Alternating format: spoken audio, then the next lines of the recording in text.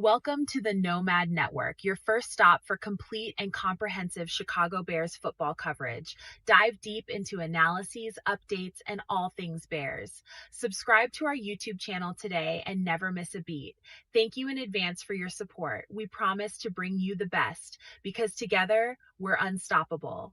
Go Bears!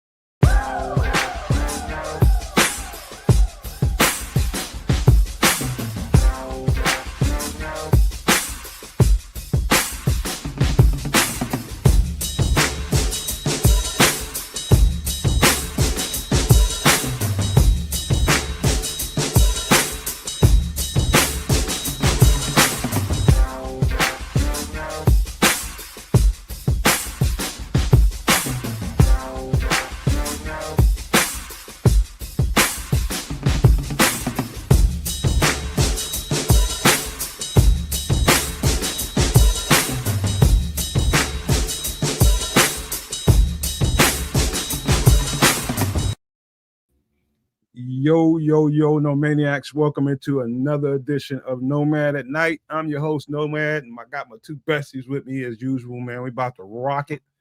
And we got some football, man. NFL has finally started, and I was immersed in it today for a whole bunch of different reasons. Of course, we got a show to do tonight, talk about different teams, but, man, I watched a certain game, and I'm looking in the chat right now. Y'all know exactly who I'm looking for. I told y'all.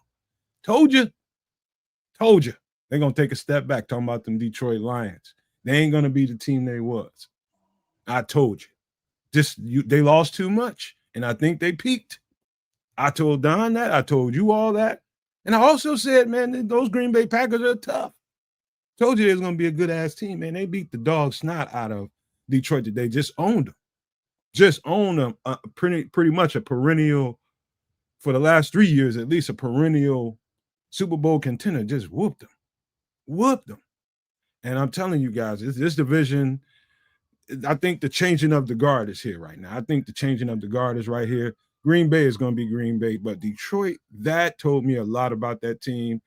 Watched that game pretty much from top to bottom. Watched some other stuff today. Watched, of course, Justin Fields with the Jets played his behind off. Watched a lot of good football today. And it's a bunch we need to talk about as far as the Bears go. You know, we got injury report stuff to discuss. We'll just leave some of the crazy news we've been hearing out there. We're gonna do what the hell fans are supposed to do. And that's our job, is to rally the troops, man. Sometimes some storms come, and a lot of times, and I think fans, every Nomaniac, Super Nomaniac, listen to the show or watching the show, participating in it. We have a particular role. And one thing that I know people should remember is we give the team the energy it needs, especially the people that are at the stadium. But on the outside, people that are producing content, we give them energy. And we also take it from them, too, if we're not careful. And so I just wanted to say that, and that'll be my only statement I'll have about what's been going on out there. It's been a lot going on. I'd rather not discuss it. It's just, at this point, we're a day, 24 hours away from a damn game, and I ain't got time for the shit, to be honest with you.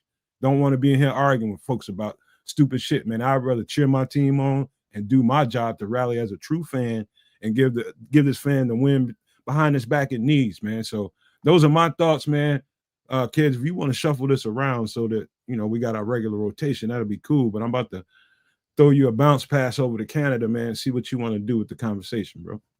Well, the Canadian got called an asshole for having that exact statement, that exact stance a couple of days ago. Well, don't leave it. I'm gonna leave it. I'm just messing with you. Relax. You know where it's at.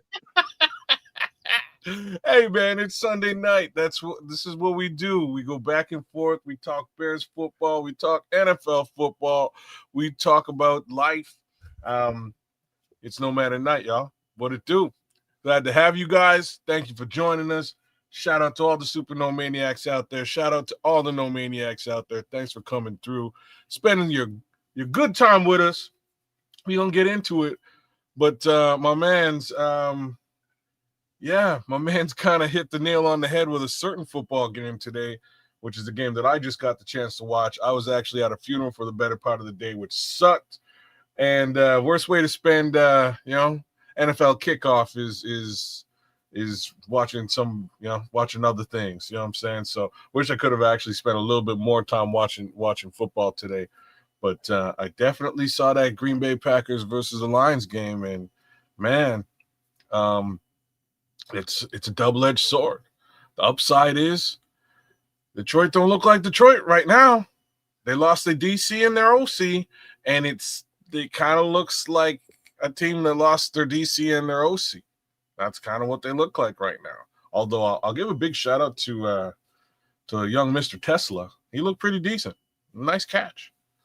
Besides that, we might have to be a little bit worried about a certain team up north. It looks like they can still stop the run without Kenny Clark, which was the one thing we were hoping against, right? By the way, man, y'all pardon me for not hitting spell check when making this background. I'm just now seeing a snafu down there at the bottom with subscribe. But go ahead, kids. I just realized that. What did you misspell? Subscribe? Yeah, I didn't hit the spell check on that one. I did it. Oh, you missed the S. Subscribe. Well. What can you do, man? What can you do? Did you use AI for that? Or is that you? That was on you. You can't even blame AI on that. Me, this is all me. Damn, that's unfortunate. Hey, what can you do, man? But yeah, it was one hell of a football game. I enjoyed watching it, and like I say, I'm kind of glad we don't have to see them Packers until a bit later in the season. Meanwhile, let's take advantage of those Detroit Lions that we're going to meet in a couple of weeks, because they're hurting and reeling, and let's continue that fashion. Yeah, by the way, King, yes, he did play. He just was a non-factor. Oh, he was a factor. He was. Yeah. He was in the background, but he was in the backfield, but he was a factor on all the Gatorade. He was just drinking all the Gatorade up. Shit, motherfucker wasn't doing shit. Nothing really went well for them. Again, you lose the guy who helped you offensively, and you lose the guy who helped you defensively. Things are gonna be a little bit sideways. The upside for the Lions is that at least the personnel isn't hurt right now, which is the better part of last year. The story of the better part of last year for them. So I mean, those guys are back. The one other guy that I'd give a big shout out to with respect to that football game is Penei Sewell. He had a good game, man. Penei Sewell had a really good game up against Micah, but even then, well, hey, are you really talking about two teams that what they end up scoring like 80 points between them? No, 80 points. It was only a 30. I think it was a 30-point game, 24-26. 24, so 60 points between them. 60. Point being, your Canadian SOB, neither one of those teams played any goddamn defense. Yeah, one team did, because you need to look at them. One team was playing some defense, dog. Who didn't play defense? It was a good defensive game, bruh. That's what I'm trying to say. Like, either one of them could run the ball. Jahmyr Gibbs couldn't run the ball at all. Other than Jared Goff being Jared Goff, did you see that Packers secondary do anything outstanding? Oh, they was holding down. I'm not. Okay, so they didn't stop the run. They didn't really do anything in the secondary. Okay, let's both teams stopped the run. The run wasn't a major factor in this football game, especially for, like, you have to look at it for what it was, right? So the Lions are a run-first football team. Not today. You know what I mean? Not today. If you stop the run, which was the question mark for the Packers, it's, you lose your run-stuffing DT being Kenny Clark, and you would hope that they would take a step back in that respect. They did not against, again, a run-heavy football team. So, yeah, they stopped the run. They got pressure on the quarterback, which, as we're well aware, you get pressure on Jared Goff, he's going to cough up a duck, and ducks away. You know what I mean? So at least an interception happened. There were a couple of bad passes, but all in all, nothing offensively for this team. Last year, they looked like an offensive powerhouse. There's really only two stories to be told here. The Green Bay Packers have themselves a defense, and the Detroit Lions offense is taking a bit of a step back. And that's the moral of the story. Yeah, they were. It was like outside of that lucky touchdown by whatever his name is, Tesla or whatever his name is. Yeah, there's a nice catch. At the very end of the game, they'd have kept them. They'd have kept them out of the end zone. The highest scoring team in the NFL kept them out of the end zone. They had a couple of field goals to their name. Yeah, that's all they could. If that answers your question about how good the Packers defense was. Yeah. They look good, man. Parsons was, and it wasn't just Parsons. It wasn't just Parsons, man. That being said, we got a little ways to go to get to that kind of level. I'm doubly glad that we don't see them early in the season, right? Give us a little bit of time to build up whatever this team really is, establish this team's identity. And I think we should have an understanding as to what that might look like in and around Game 5, Game 6 this year. That gives us a little bit more time to start to actually exact that identity on other teams before we have to really, go up against the guy who I think at this present time might be the leader in the NFC North. And I really, how painful it is for me to say that, man. Damn, that hurts. Let's see what's happening with Triple R, man. How's your day been, bro? How you been? Yeah, I'm cool. Just doing stuff. Doing stuff. Looking forward to the season starting tomorrow night. In less than 24 hours, it'll be game time, Chicago Bears style. And in regards to that, sports Chicago style, I got together with the crew, with the fellas, with Coach Tripping, with Chef Trips, and with Trip, and we did our Game 1 pregame that will be premiering sometime tonight, early in the morning, editing things. But that's in the can, and it's almost ready to come out for the masses like you to enjoy.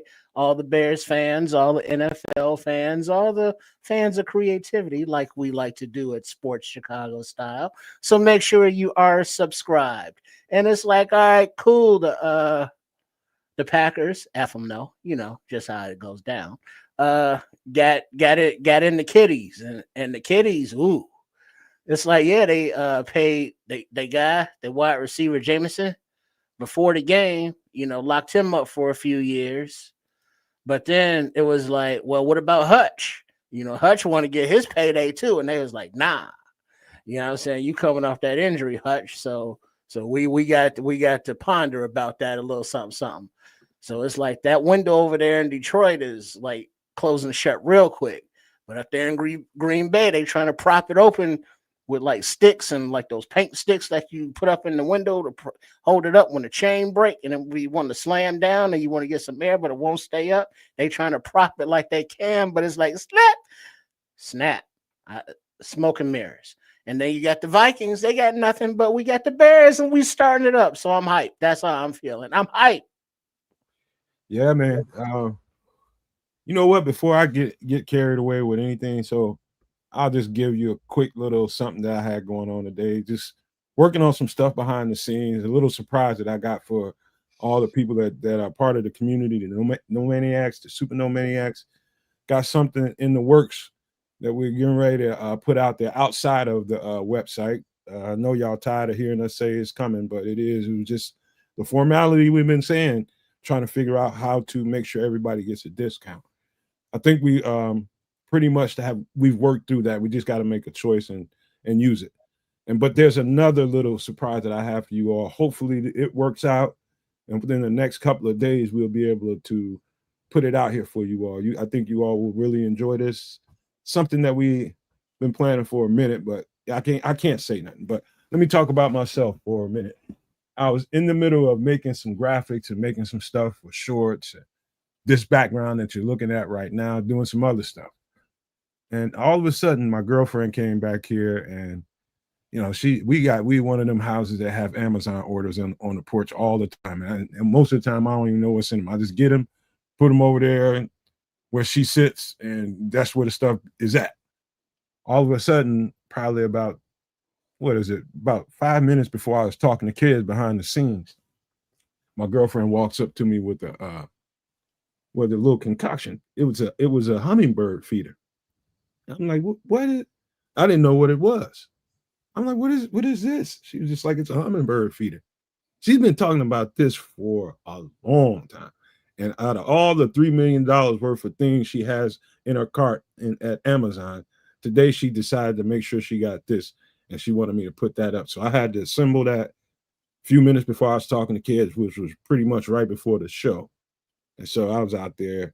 That's probably the most exciting thing I did all day, outside of making some macaroni and cheese out of squash. And so the same way you would make homemade macaroni and cheese, I use squash. Because we are keto people, kids. You looking like you understand what I'm saying. I didn't understand what you were saying. So you're using, hold on, you're using squash noodles is what you did? No, I'm using actual squash. They're not noodles. I just treated them like they were noodles and made macaroni and cheese. And I'm going to tell you right now, that SHIT was good with some queso cheese. Queso is cheese. Yeah, well, whatever. That white cheese, queso, whatever. Make dips. The Blanco queso. Yeah, the Blanco queso. Hey, it was really, really good. So if you're a macaroni and cheese lover, like I know most humans are, there's a good way to substitute and get your diet right. You getting that starch out of your diet. That's one way to do it. I just hacked up a whole bunch of squash, cooked them down, and made them so that they were fork tender and they weren't crunchy. And man, I know I ain't gonna get seconds on it because I know my girlfriend ate it all. It was that good, bro. But that's something you can do, man. That's something you can do to substitute some of that pasta out your diet. All right, cool. I like that's a cool idea. I would have to see how you really did it. I've used squash noodles, which is just like somebody already kind of sectioned off the squash into long, stringy spaghetti-like noodles, and then you can make whatever pasta you want with it, boil it, but it doesn't really need to be boiled. It's not going to get the consistency still kind of squashy, still the same, but it tastes good. Yes, we will be live tomorrow, Ron Winarski. Yes, sir. And Naj, it would be perfect. Matter of fact, the dish I made today, the way I cut the potatoes, I ain't gonna say that it was like au gratin, but you can take the same approach and make au gratin out of what I made today. I like au gratin potatoes like that. But if you're not that, Naj, I hear you, bro. I mean, I'm on those too, man. But squash is a great replacement for those potatoes.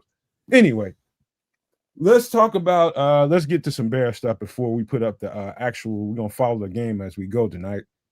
But we got some injury report stuff to talk about, and we're gonna get everybody's takes on it. And let me share my screen right quick. 1 second. And voila. Let me move us around a little bit. We already straight. So any thoughts on this? Now you can also there's another guy that is on this list that's not reported on here that just came out this morning when I found out. So Kyler's on this list too. He's questionable with a hamstring. Well, that's the whole defense. I thought Kyle Monangai was good. He is. Ben Johnson, full? Yeah, for those who can't see it, TJ Edwards is doubtful with a hamstring. Josh Blackwell has a groin issue and is questionable. Jaylon Johnson has a calf and a groin issue and is questionable. Roschon Johnson has a foot issue, questionable. Devin Duvernay had a hamstring issue. He's good to go. Kyle Monangai had a hamstring as well. He's good to go. And Dom Rob had an oblique issue, and he's a full go as well. And then added is Kyler Gordon, who has a hammy and is questionable. So Dominique with the oblique. I question the ones that I question is if you look throughout the week, you got injury, you got Thursday, Friday, Saturday, and the same. So that day, you got the last Saturday is what you want to focus on. Who got DNPs on this list? Who got DNPs on this list? The limited stuff is going to stay questionable right up until kickoff. But the full practice guys, you can pretty much, unless something happened in the next, knock on wood, in the last 12 hours or so, they're gonna play. But we're not gonna have TJ. TJ will not be there. Josh Blackwell, I heard about his stuff, late this week. Roschon Johnson probably is another guy we might not have. We might not have Jaylon. It's a possibility. But those last 3 guys on the list, I fully expect them to play. So TJ, Josh Blackwell, Jaylon Johnson, Roschon Johnson, and Kyler Gordon. His status is, from what I understood, is questionable. I mean, but not having Josh Blackwell, I think that's gonna. I do think Nick McLeod's a stud, though. I do have confidence in him, but who plays that? If he gets hurt and has to come off the field, who's going to play that nickel spot then? Yeah, that's the question. If Kyler and Josh Blackwell are down, I don't know what we're going to do at the nickel position. That's a huge situation. Man, didn't expect to hear that one, but what can you do? Jaylon's sort of been in and out of practice. I'm under the impression he's going to play, but he'll probably be playing a little bit hurt. That's my thoughts on that. I don't think we're going to see Roschon Johnson. It just hasn't looked good for him for quite some time. And Ben Johnson was saying he has a lot of faith in the Kyle Monangai thing. So I think we're going to see a fair amount of Kyle. I think that's a great thing. And I hope it's a great thing. Can't wait to see it. You know what I mean? Dom Rob's back, you're saying? Okay, Dom Rob's back. I'm wondering if he really gets on the field at all, but we'll have to see. Dom Rob's back. There he is. Oh, this thing. Is that really? That's probably the fake Dom. It's not the real Dom Bear. That is not. What's new, pussycat? Look at Trips was coiled in and was ready to pounce, wasn't he? Hey man, I can't wait till I see him. I don't think he's gonna come in here, man, because you know what? I'm gonna pull this off the screen because unless y'all got fake Don Burr as much as real Don Burr, though, he does a good impression. Any other injury report talks y'all want? Anything you want to mention? Because we're gonna talk about the matchup here in a little bit, but anything else, fellas, before I pull this down? No. Nah, it is what it is, unfortunately, and we'll really find out what that looks like a bit later on Monday. So hopefully, 1 or 2 of these guys shows up. Most importantly, though, Kyler Gordon, in my opinion. Like we need Kyler Gordon. TJ, I was good with the nickel cornerback room. I'm really good with that nickel cornerback room. But him and Josh not being there, I'm confident in Nick McLeod, though. I am confident in him. I'm very confident in him. But we're gonna see. All right. So let's talk about the before we get all the way into the Bears matchups and all that kind of stuff that we're gonna really dive deep into tomorrow before the show. But the Lions without Ben Johnson, of course they was going to struggle, man. Of course they were going to struggle. In Don's mind, anytime you have an offense that prolific and scored as many points, and the schematics were a huge reason for it, the running game as well. When you don't have that guy scheming up those receivers, those tight ends, and all you really got to lean on is the running game, all you have to do is really just get stout in the running game and make sure you don't run all over them. And that's exactly what Green Bay did to him. So not having that schemer in the building against Green Bay definitely cost them. You see a huge, huge difference in that team. There's so many different things I saw during that game. I'm just like, it's third down plays when they bring in Jahmyr Gibbs off the field. Like, there's no way Jahmyr Gibbs is supposed to come off the field on a 3rd and 5. David Montgomery shouldn't be in the game. But that never happened. No, 3rd and 5. Yeah, that won't happen with the Ben Johnson scheming it up. Stuff like that. You got to make sure he's out there as a threat. So it was bad looking, man. I mean, literally, if that guy Tesla hadn't scored that touchdown late, luckily, they wouldn't have scored a damn touchdown at all. 2 field goals, and that was it. And they was getting curb stomped, man. So, I guess it was 14. That's right. It was 2 field goals and a touchdown at the end. So something like 14, 13. Yeah.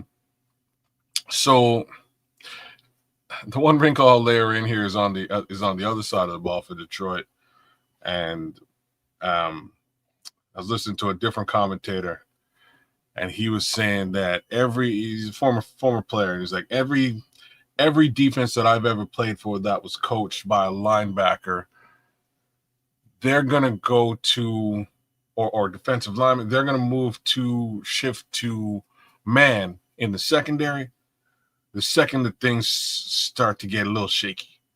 And the second they switched to man, they got torched. And I was like, wow, like that's a little wrinkle that you don't necessarily think of when there's a brand new defensive coordinator in the building too. He's going to do things a little bit differently. And if he's, of the mind to go man, he's going to pull out of that zone or vice versa. Right. So things are a little bit different. Things are a little bit different in Detroit. And I like it. It's going to take them a while to figure out where they're going with it all, if they can figure that out.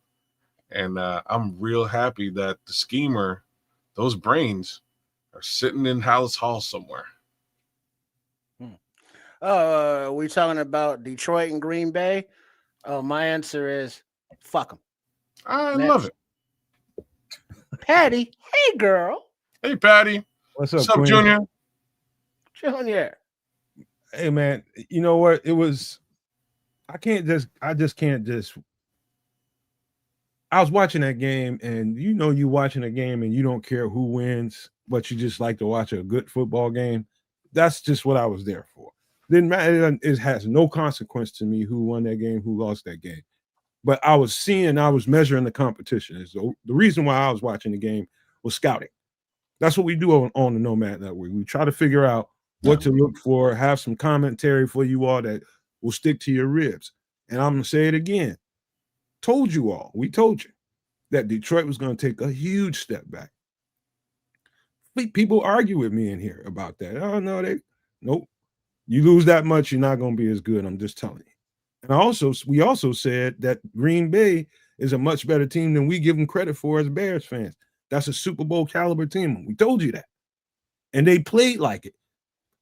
That was a team, it looked like we were looking at, how you're looking at, just imagine a really good Baltimore team playing against Cleveland, a really sucky team. Like the difference between the caliber of those two teams was stark today. We had a quarterback that was out there that wasn't talking about Jared Goff. The shit was not schemed up in a way that was beneficial to him whatsoever. The stark difference of a Ben Johnson game plan versus whoever that dude is, Chad Morton or whoever it is running that thing in Detroit, was like day and night. They looked like damn near like a JV team playing against a powerhouse. That's what it looked like. If you watch that game close enough, it looked like that couldn't have been Detroit that just went to a couple of NFC championship games. That could not be. But I will say this too, Cares and Trips. This is the first game of the season. Most teams are, come out of the gate a little bit rocky, a little bit slow. Takes a couple of teams at minimum a couple of quarters before they find their sea legs, right? And so I was giving them that as a credit. And I was like, okay, second half, they got to come out here and zoom in. Nah, none of that happened, man. Detroit's not very good right now. I'm just telling you guys right now. And I'm not saying that, okay, we should be looking over them as our next opponent in a couple of weeks. I'm not saying that. I'm saying the caliber of team that you're used to looking at for the past 3 years, that's not this team. They were different today. A lot different. Maybe this is the real Don Burr. What is he saying? I'm just there's like spelling mistakes and stuff. He could be doing that on purpose just to act. Throw you off the scent. That's a great imitation. I have to say that. It's a good impression either way. I ain't reading all that. Forget it. And you know what? Too, kids. There's too many. There's not enough spelling errors in here. That's what I'm saying. That's not done. Are you sure? He'd be butchering us some goddamn comments. You misspelled the. So there's that. Anyways. Don Burr, we love you, man. Except we don't. It was a good game. I went into it with the same purpose of really just scouting what's going on. there's one other wrinkle here that was of importance. So over the course of the last couple of years, and we got to frame this right. Detroit's had a pretty solid offensive line, right? I think everybody can agree with that. There has been some attrition. Ragnar retired. Things. What's his name? The left tackle got cut. There's been some attrition. Skipper or Skinner or something like that. But yeah, there's been some shifts on that line. So my question, and I don't really have the answer for you guys today, is did that line take a bit of a step back, or was the Green Bay line that good, as in defensive line? Yeah, I don't know. Line was better. Say what now? Defensive line was better. I was just telling somebody on the last show that we did, man, they've drafted very, very well, and they got a hungry young team, man. They did very well in the draft. That's why they was able to give up some of those draft picks to get Micah Parsons, because they spent the last 3 years drafting like a motherfucker in the trenches. They drafted very well. Well, I don't want to hear any of that, man. But like, you know what I mean? I'm not sure which one is which. I'm just not sure. I'm not sure which is the true thing to say. Is it the D line in Detroit has taken a step back, or is the Packers line that much better? And the final wrinkle with respect to all that is, Micah wasn't really playing all the time. It wasn't just, you know what I mean? It wasn't just, it's a Micah Parsons show. It was like third down, we're sending Micah. Micah's off on the sidelines dealing with his back, but we're going to. But didn't he have to get injections in his back? No, like he never did get that. Epidurals or something. He never did take it. That was word on the streets. That's what was suggested. There was some level of second opinion that was happening that he went to seek. I don't believe that any of that happened on the field, but it did look like a fair amount of load management for Micah Parsons. That being said, without him, they were getting some pretty good pressure, and that's not cool. You know what I'm saying? Like that's where things are a little bit eye-opening. Then they brought Micah, and the pressure was real. It was deep, and in towards the end, it was a sack for Micah Parsons. So Micah got his first sack as the Green Bay Packers against Jared Goff, which was probably, I mean, if any of y'all were betting, if that was on the line, I think we all could have won some money. Lucas Van Ness looked good. He did. He looked good. Their linebacking core is I think them motherfuckers are a buzzsaw. They are a buzzsaw, man. They got two of the better linebackers the last few years in college football. 2-3 years in a row, they got linebackers, and it shows up. 2 or 3 years in a row, they drive a couple defensive tackles, and it shows up. And if I wanted to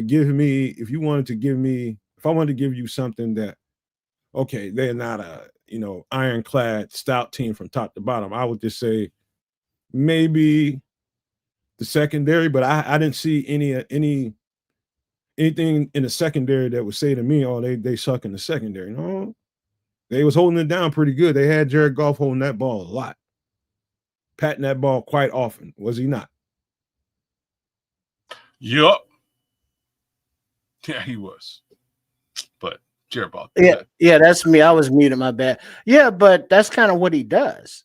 I was just gonna say he tends right. I think it was the influence of Ben Johnson there that is like, all right, we're gonna get that ball out, son.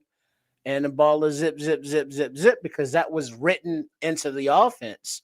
Now, with their new thing, with their new season going on, with their new attitude and, new coaches and new schemes and new calls, now Jared Goff is, left more to his own devices, which we saw, which was holding the ball and just kind of throwing it willy-nilly, off his back foot with his little limp-ass arm. So, I mean, what are you going to do? I mean, especially like with the aforementioned issues going on there in Detroit, not wanting to pay Hutch. There's Don Burr. Don't crash the car, dog. Yeah, Don't. drive I safe. know it's sad. I know it's depressing, but you got something to live for. You can live to hate on these Bears, watching them kick your ass this season. And we can all live together hating on the Packers because, like, FGB, man. True that. FGB, true that. You know, there's one thing we all have in common. I know one thing: all the hating in the world on them motherfuckers ain't gonna help us when you gotta deal with them. They're gonna be tough, man. Oh yeah, I'm looking at our offensive weapons and players lining up against what they got, and then the brain trust and the brain versus the brain trust. I like our odds. Yeah, this might be the real Don. Why? You know damn well he can't spell no fucking dysfunction, man.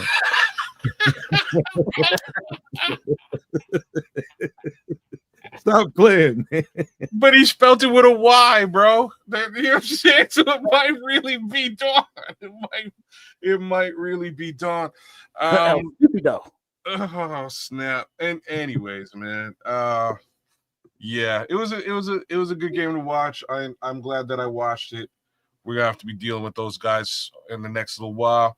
The only other game that I got the chance to watch this week was the brutal Cowboys game, man, and that wasn't good either. But we see them in the next couple of weeks too. So that's those are two interesting teams that we got to run up against, and both of them got their got their lunch ate. So they came over, stole their lunch, clean out the pail, and ate it in front of them. All right, let me share my screen right quick. Let me stop that one so that we can share this one. We got I'm putting up the score of the Baltimore Ravens game. Got 20-10. Let me refresh, make sure we need to be. Can you guys see that? Yes, sir. 20-10. All right. Got a timeout. So we'll keep an eye on that while we just sit here, kick it with you all, talk about some Bears for a minute. Okay. So let's get to the matchup. Let's get to the offensive matchup against the Vikings. And really all we have, I'm talking about us on offense versus the Vikings. And all we have is what we saw during the preseason for us. And, you know, I ain't going to lie to you. I really haven't seen much of the Vikings defense in preseason. I was waiting until probably late tonight or early tomorrow to start really studying that. That's my bad. I should have been doing that for a while, but I haven't really studied the latest Vikings defense. You know, I didn't see what they put out on the field, even though it was going to be vanilla in the preseason. I didn't expect to see a lot, but I haven't seen what their new players look like, some of the new guys they just put on the team. I don't know exactly what that's looking like right now, what those players look like. But from what do you get based on what we did last year? What you guys know about the Vikings from last year? How do you think we measure up against them? You can get in any kind of specifics where you think we can take advantage of them, where you think we might be lacking, whatever you're thinking. What do you think about the matchup between us and them on defense, on us on offense? I don't know what to think, bro, because those games were messy and shaky. And here's the reality. Like here's what I think. I think we're gonna come out of this game either impressed by or frightened at the prospect of a season with Braxton Jones at left tackle. That's what I think. I think this is gonna sort of equate to like he's the linchpin, right? They're going to attack him. They attacked that position when he was out, and it paid dividends for them against Kiran Amagaji. So I think they're going to attack him very specifically in this game, and hopefully he's able to hold his water. If he is, that bodes very well. And I think we've got a great season ahead of us with respect to the offensive line. Now, me saying this, we also have to layer in and remember that we haven't seen Joe Thuney as a Chicago Bear yet, right? We know what he's about. and that might make that side of the offensive line that much more stout. So I'm interested in seeing what Brian Flores is bringing with respect to the blitz and how that offensive line can pick it up and handle those twists and stunts that he's famous for. Things are going to look a little bit different. They're going to be a little bit exotic, but hopefully it ain't like. Hopefully Braxton can hold it down. What do you think, Trip?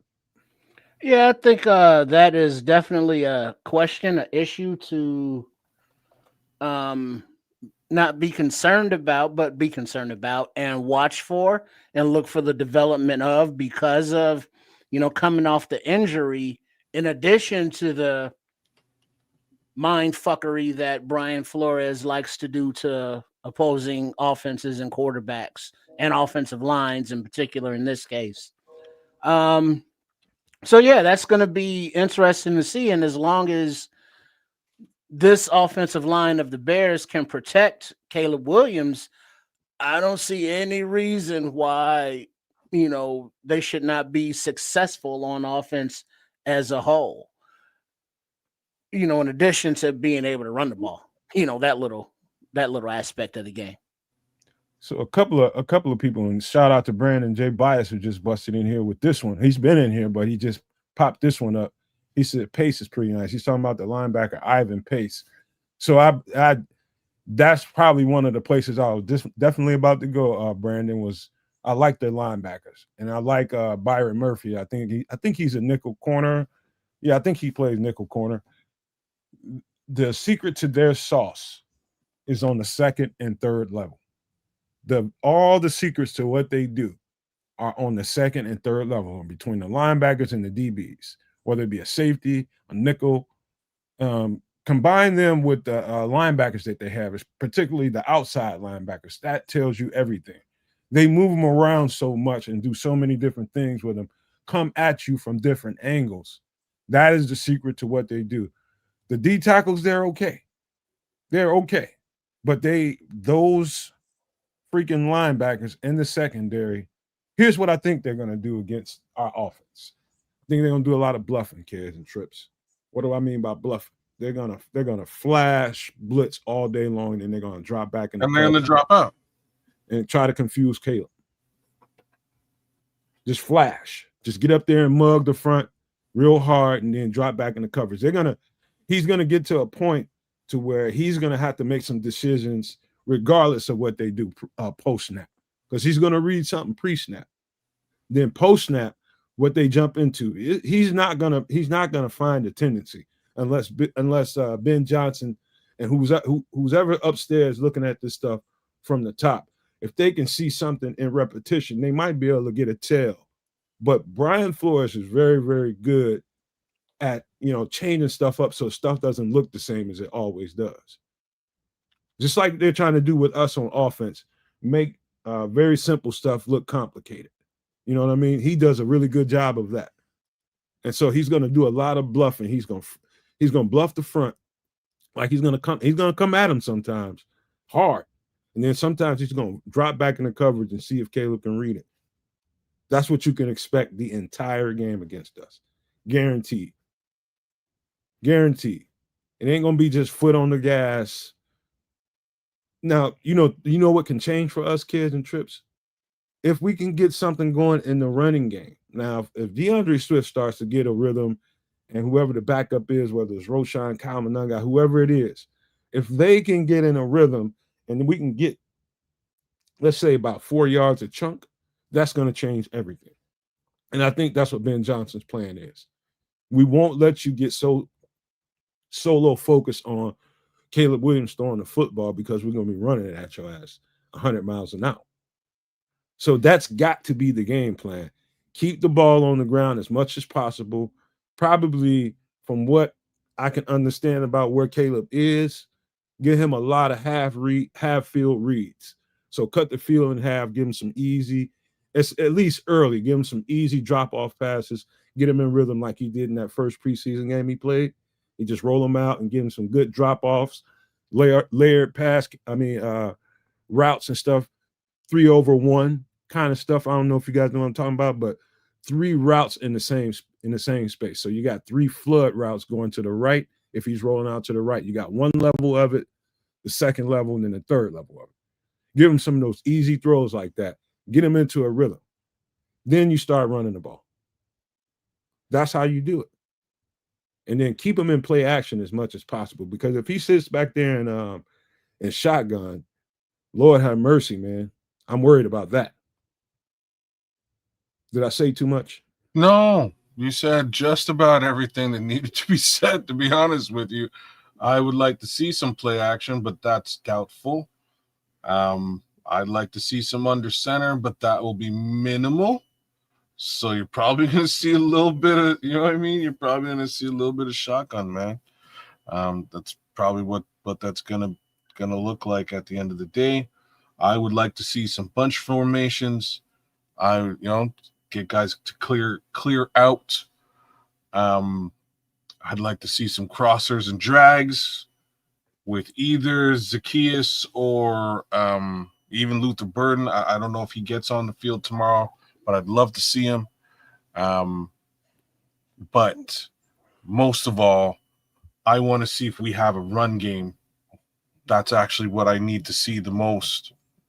And again, Ben Johnson was interviewed this week, and it was asked, what do you think? Why didn't you guys go and get a running back? And he says he likes the room. So here we are. Even though Roschon has been hurt and will be hurt for this game, very likely, he likes the room. He even said he likes Britton Brown, which I find personally a little surprising, but it is what it is. He ain't so bad, man. He's not so bad. What are we saying here? He's not a keeper. I ain't saying he's gonna get a contract. That's what I'm trying to say. Like he's a running back, man. He does all the things. He is a running back. That's about all we can give him. He'll help you in pass pro. He's not afraid to stick his nose in there. He'll keep the quarterback protected, and he runs hard. And he runs hard. I will give you what you're asking for, and that's about all that he gives us. But again, he's not where I wouldn't hang my hat there. You know what I mean? But yeah. Oh, come on, so kids want to see some drags with those Vi Queens. Girls, yeah. Thanks for that one. Good catch, man, and no Diddy. But you know what it is, man. I need to see them, like, to make it even funnier. I want to see some crossers. Crossers, drags. Crosses and you want drags. to see all the cheerleaders that the Vikings got? You want to see it all? I can dig it. He's gonna be out there with his belly button out. Hey, you better work. Hey, work. Wow. Yeah, the show just went completely left field. But yeah, well, man. The thing is, we can't see it all because it's still only week 1. You know, there has to be a little tease going on. Well, you can't see it all week 1. You're gonna see what works, and then you're gonna see a lot more of that until they stop it and it doesn't work anymore. Then you'll probably see something different. That's the Ben Johnson Steez. Remember how it was his offense in Detroit, and I'm sure Kitty Cat Donnie can attest that once he found a weak spot in the opposing defense, he kept gnawing at that weak spot. And then when they came up to cover for that weak spot, he would call something deep. But he was always able to scheme people open, and it was based off of the run. So I don't see his overall coaching persona identity to change just because he's on a different team now. Now it's all about this offense adapting.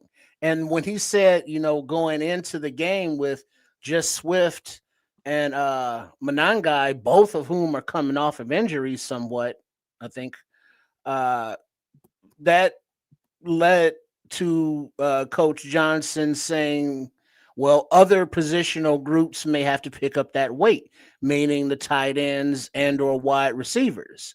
So does that mean more short, passes, more quick, wide receiver routes just to get the ball out of the hand to make up for the running game? I don't know if that's the case, but I believe that Ben Johnson could make it so if that were the case. So it's like, man, we only got 2 running backs. How are we gonna, adapt to this? Are we gonna have DJ Moore doing more running back physically in the backfield, more, wide receivers set up back there and then running routes out? It's just many ways that he can do it and that he will do it. And it's just how many ways will he show us that he's going to do it this Monday night, because the following week we may see some of that stuff, but we will see a totally different thing as well. So I'm just looking forward to this coaching staff on offense and defense. Don't forget Dennis Allen, but having actual coaching professional chops, in the NFL, and not having that I just shit the bed look on their face on the sidelines when it's crunch time. So yeah, that part too. Shout out to Daryl with the $1.99 super chat. Thank you so much, my man. This game is a franchise defining for. He's basically saying this game is franchise defining for Caleb Williams and Poles. Did you mean this one game or this season? I'm going to take you for your word. You meant this one game. You expect to see results, is what you're saying, Daryl. And I understand that, man. Everybody wants to see results right now. We've been touting this coach and how good he is and how good this quarterback is and the combination of the two. You want to see results. I get it. Don't blame you. But one of the things we've been talking about over here is about, trying to be as fair as we can be to anybody that's, starting a new offense with new coordinators and all this different stuff. It does take a little time, man. It's Caleb Williams is in his second year. He should be a little more ready than what we saw last year. If you're using last year as a gauge, you should see a little bit better Caleb Williams. So to that point, I agree. Ryan Poles, he's connecting the fact that Poles drafted Caleb Williams and we need to see some results. That's what he's saying. I appreciate your comment, man. Yeah, we do want to see some results, but I'm trying to be as patient as I can be. Rational. I'm trying to be rational with it. You know what I mean? I want to see them come out right out the gates and start kicking people's ass. But I know that West Coast offense under this new coach is going to be a little bit difficult. You can tell by some of the stuff you've been hearing in the camp, Daryl. Some of the stuff you've been hearing in the camp, it ain't fluid yet. It's getting there. It's still a work in progress. So that's why I'm going to be patient. So I encourage you to be the same, bro. Yeah.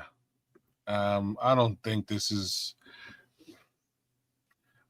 a football game, y'all. You know what I mean? I hear you, Daryl. You're saying yes because of the negativity that surrounds this franchise. I'm trying to avoid this whole conversation. And one of the funniest parts of this conversation is that right now I think there's 3 different fake Don Burrs in the chat. I don't think any one of them is real. I think there's 3 fake ones, and that's real funny. That's super hilarious. But outside of that, it's just a game. Right. For me, this is less defining on Caleb Williams or Ryan Poles or even Ben Johnson. I think this game to me is more defining on Dennis Allen. It's going to put it out there the way that I see it. I don't expect the rookie quarterback to show up and show out tomorrow. You see what Nick Albright is saying there, kid? That's some. I'm more worried about Caleb properly sliding protections for all these blitzes that are coming. That's a great point. Read it for the ones that can't see it. I thought I just did, but I'll do it again. I'm more worried about Caleb properly sliding protections for all these blitzes that are coming. Okay, right. Controlling the line of scrimmage, man. And I was actually. We've been talking about that sliding protections all off season, but it was relieving seeing that the one person, and I'm talking about, they talk to all kinds of former Bears and all this kind of stuff, but the offensive linemen, you hardly ever see them. They get a lot of defensive guys like Lance and all those guys, but I saw I think it was on either Waddle and Silvio. It was on 670 score, I believe. But they put Olin on there. And if you guys got to see that interview, Olin was dropping nothing but nuggets on that interview. Olin talked about exactly that, Nicholas, is making sure that he's protected back there. He's protecting himself. And that is making sure he's calling, noticing where the fire is coming from, picking up the blitzes, sliding the protection in the direction that's going to help him. So I gotta ask you a question, and this is like an X's and O's question with respect to exactly what we're talking about. How do you do that against Brian Flores' front? It's a numbers game, kids. They'll but try. You don't know when or even who he's going to drop back into coverage. Say that one more time. You don't necessarily know when or who he might be dropping back into coverage, or if he's sending the house. Well, it's a little tricky the way that he goes to market, but it's also risky. You got there's principles to it, of course, but it's just simple numbers. I don't think you got to complicate it. It's just what do you see in the front? The center is going to help him with that too. The center is going to call out some stuff, and he'll tell Caleb, "Hey, slide it here, slide it there." If Caleb doesn't say it fast enough, if Caleb goes to the line of scrimmage and he's looking at the safety to see if the safety is coming down in the box, or he's going to stay out high. If it's a one high safety, is a two high safety. Safeties are indicators for quarterbacks to know exactly what's going on. Once he gets his eyes down on the line of scrimmage and he sees what the front looks like, let's just say they got 5 or 6 over here and a few over there, he's going to naturally know to slide the protection that way. Even if they fall back, at least he did his due diligence to make sure he slid the line to go that way to help him out a little bit. He's going to give the running back an indicator behind him or tell him to come over on that side or whatever it is. He'll get some help over there once he realizes fast enough that, hey, man, it's coming hot from this side. You might have to, at the last second, hey, Braxton, pick up that edge right there, or pick up that safety that's coming down. You might have to literally say that right before you snap. So it's all going to be a chess game the entire game, man. And they're going to test him in that way. They're going to load up one side and see if he does recognize that he needs to slide the protection that way. They'll do it to another side, back and forth until he figures out that, hey, man, if they sense in any way that he's not picking this stuff up, oh, they coming. Like a motherfucker, kids. They're going to keep doing it. Of course they are. And this is sort of why I'm asking you the question. How easy is it for him to pick up on what they're doing? Count. Just got to count. Okay. It's always going to be, unless you're sitting in some kind of basic base formation where you got, really basic, where they got everybody in let's just say standard areas. Let's just say you got a 4-3 defense. You got 4 down linemen. You got 3 linebackers, all of them in the same place. And then you got 2 corners on receivers, and you got 2 safeties high. Easy thing in the world. That's preseason defense, right? But when they start fucking up and start contorting the secondary and the linebackers getting cloud coverages, got people moving around, you got to know the basics to know exactly what coverage that is out there, number one. 2 is which side of the other are they sneaking down? Are they telling me pre-snap that they're about to come hot from this side or that side? Look at the numbers, count them. Is it more on this side or is it more on that side? It's just that simple. And the line is gonna, again, we got a veteran offensive line now. They'll be able to help him out with a lot of that. Well, we do have a veteran, and he did sort of describe that that's part of what he'll be helping. Well, but I think that's what a lot of cats, what you and many are concerned about, with that, is it's not all on, Caleb like that anymore. You got Drew Dahlman, who is a high-priced free agent center who has experience doing this. You got, the Pro Bowl Joe Tooney at left guard. You got experience in Jonah Jackson at right guard. So that entire interior of the offensive line has the experience and the chops to know what they're looking at. And they have, faced, Flores and these type defenses before. So they can help fill in some of the lack of knowledge and experience that Caleb has in these systems. So those additions as well are gonna, I believe, show a huge difference in the productivity for this offense.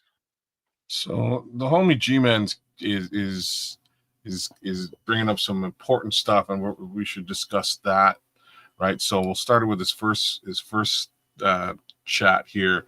He says Caleb played very good against the Vikings last year, and I have to agree with them. He also then layered on to say Caleb's stats again against the Vikings were very good. Now, that's where things get a little dicey, and I'm glad he brought up the stats. So here's something that we need to see tomorrow. Must see TV for tomorrow's football game is the Chicago Bears going out there on their first possession and getting points. I'll accept a field goal, but there must be points on possession one. The impression must be felt. No stupid penalties, must be scored. Like they have to go and score. And why I say that is this is the last few years, first possession, absolute nothing burgers all for a couple of years. In preseason, we saw Caleb Williams go out with the team and just run it down and get to the end zone and establish themselves. That is going to light a fire underneath the team. That's just good juju. I need them to go and do that. And I think we all need them to go and do that. With respect to those stats and why I sort of went to where I went, Caleb did play well against them. There was a lot of sacks in that game as well, if you guys all recall. A lot of it had to do with A, Braxton Jones, him eventually getting hurt in the first game, and then B, Karan Amagaji just not being prepared in the second game. Even then, in both games, Caleb, from a statistical perspective, did very well. I'm just wondering if those stats were more representative of garbage time numbers. Let me help you out here, kids, because I'm just laying it out here. But go ahead. No, you want to finish? Go ahead. But I was just saying, like, was it more representative of garbage time numbers than actual Caleb versus Brian Flores? And I will say there is something to Caleb versus Brian Flores. I think he in game 2 came out and started to get a better understanding of what Brian Flores does. And I thought he played very, very well in game 2, once more, with Karan being the linchpin in that game. But go ahead, Nomad. I want to say this, and this is just you guys take it for what it's worth, but I'll just tell you this. Take the Vikings game and whatever numbers Caleb put up last year and whatever he did, whatever that looked like to you, take that and completely throw it out the window. I'm going to tell you why. Number one, structurally, he's going to be in a different format. It's just like somebody that knows how to run windows and knows how to do that pretty good, and all of a sudden, in the next 48 to 72 hours, somebody come in there and change the program and say you need to learn how to do this in a couple of days. How well are you going to run that? So he was in a different structure and a different format last year. And one of the things that I love about Caleb Williams is, when he has to play with some urgency, talking about when they're the clock ain't his friend at that particular time, and we're behind on the scoreboard. He plays a particular brand of football that you like because he can throw that ball all over the yard. And this offense, and also he was playing in a lot of shotgun. He was in a lot of gun during that game, and this won't be that. He's playing in a different format. And so I'm not saying that he can't put up those numbers. I'm just warning you, it's not going to look the same as it did against Minnesota last year. So I just want to speak to that for a second, Trip. Sorry, but even though he's in a different, I think being in a different format bodes better for him. And I don't think there were answers during game 1 for Brian Flores, like answers, easy answers to the Brian Flores defensive conundrum, if you will. I think in game 2, there were more answers because Thomas Brown had already seen it and was the new guy at that point. So this is now the third offense he's in against Brian Flores. This is like, you're like, what you're saying should be super valid. The fact is, or at least in my opinion, I think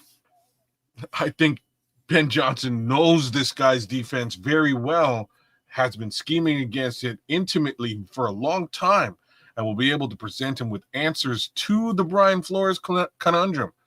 So I'm a little bit less worried about the schematic questions. It's just like how familiar are you with what these answers to the test are going to be? Like, did you study, kid? But that's where I am with it. I think Ben Johnson is going to set him up for success, and there will be answers. He just has to find them. To that point, kids, that's the secret sauce right now. That's the secret sauce. Right now, I'm gonna tell you right now what to expect. You're gonna see basically a pared down. I ain't gonna say a pared down, but you're gonna see a simplistic format. It's gonna be a lot of catch and run. It's gonna be a lot of setting up screens, getting people the ball so they can run in short areas. Easy throws, easy catches, run with the ball. That's what you're going to see. And you're going to use the play action to set all of it up most of the time. And then there's going to be times when they put Caleb in shotgun and he'll get to throw the ball around a little bit and get to scan the defense a whole lot more. But the goal is to get him to play structured under center, use this running game to his advantage so he doesn't have to go out there and worry about all the things that Brian Flores can do to him. And so expect to see the 15-yard end stuff, man, catching, throwing it to DJ, throwing it to OZ, and letting those guys run. The tight ends, making sure the tight ends are a force multiplier in this offense. That's what you can expect. That's how, and the blitz beaters, that's a whole other conversation, because I think Levante must have said something about this earlier in the chat. He said that you gotta locate where the hot is coming from, where the heat is coming from. Ben Johnson is very good at structuring an offense to make sure it's a route right behind wherever they vacated. So if an edge or a nickel is screaming off of one side, he usually has built-in routes to complement that. So put the tight end right behind where they just blitzed you from. Drop it off for 5 to 7 yards, move on. That's it. Caleb's just got to take those. You just got to be okay with them, kids and trips. You just got to be okay with taking the little nibbles at times. But they will keep moving that chain if he does.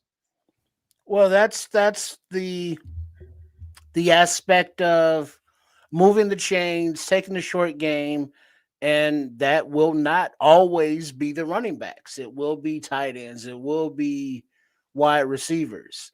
And whoever gets the ball, it's a house call waiting to happen. So all Caleb has to do is his job and manage the game, until some Superman shit is required. Until then, just manage the game and get the ball into the playmaker's hands, because the offense with Johnson and Declan Doyle, got to give him his shout, is going to scheme guys open quickly. They're not going to have plays and routes that take 4 to 8 seconds to develop like this previous regime. It's just not going to happen. So, yeah, as long as we can keep the chains moving and no penalties, we'll be good to go. Now the penalties that'll stymie some shit right there. So got to keep it clean. So in other words, you got to be patient, huh? Yeah. You just gotta be patient, take what they give you until they give you something big, and then you go get your big thing. No Diddy.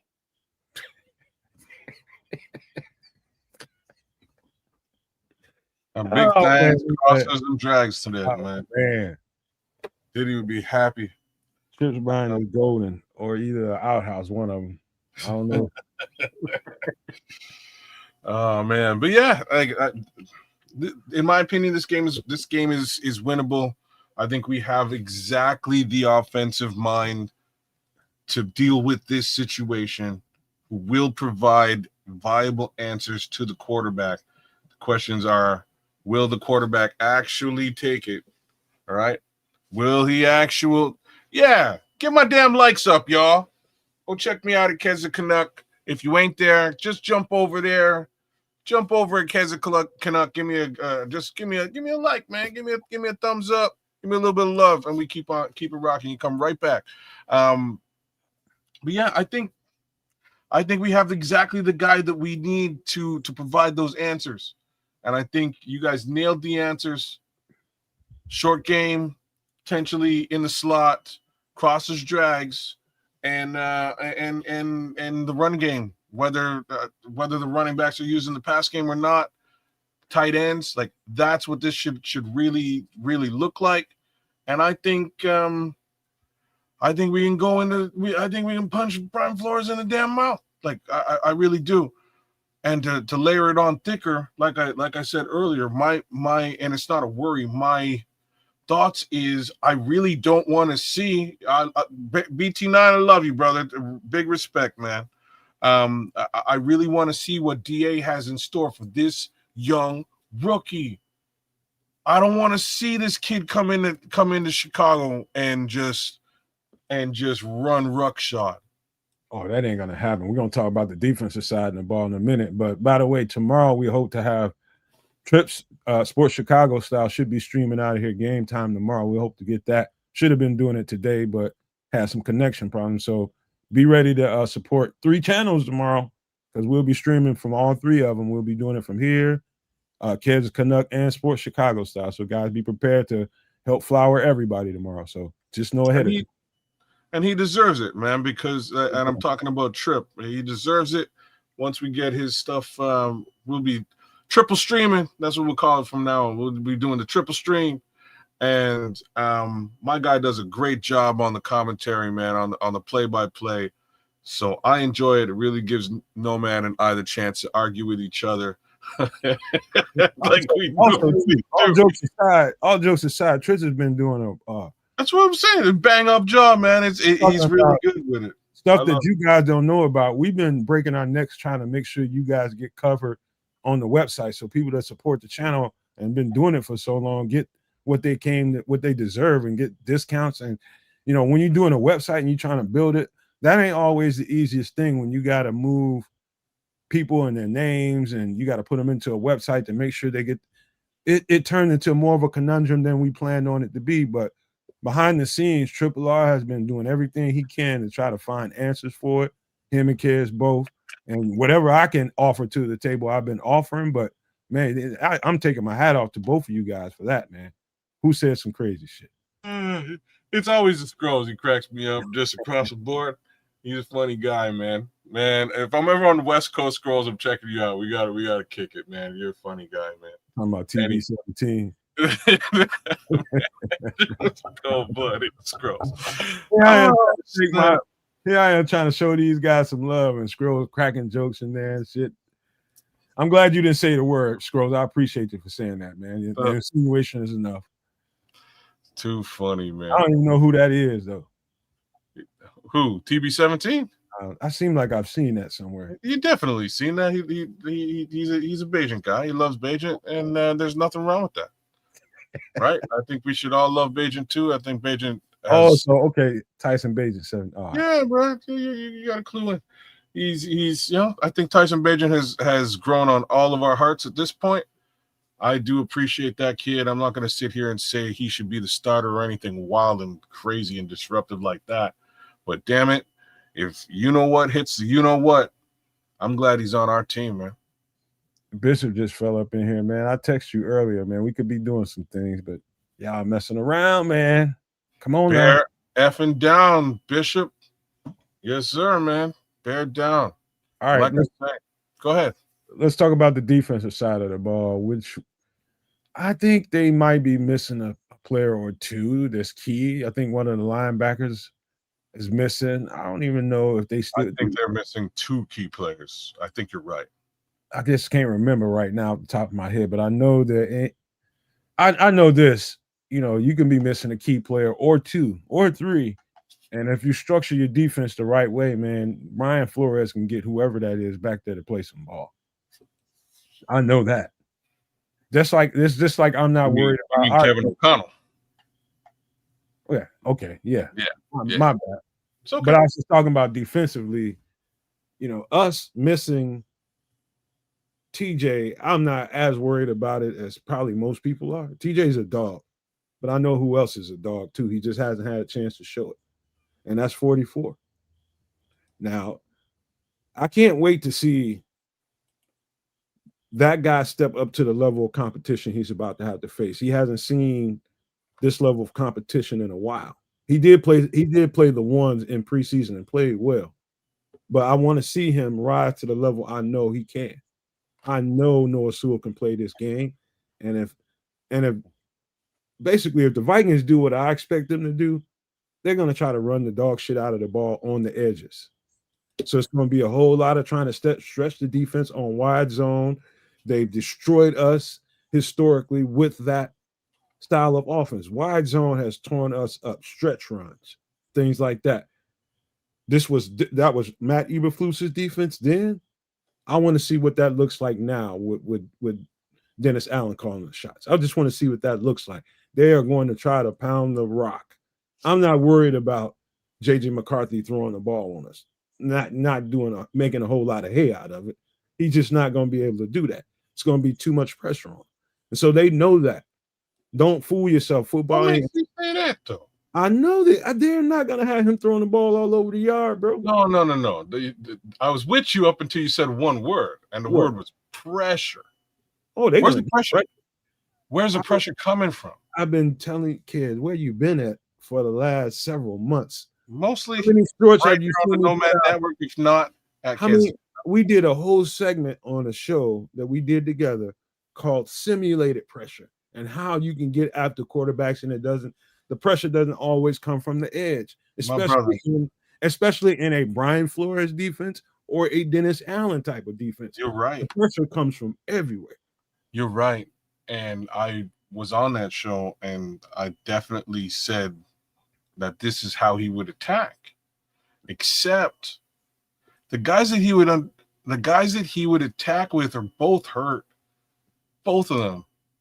And that's why I'm saying that I'm a little bit worried and trepidatious about the word pressure when Kyler Gordon might not play due to injury.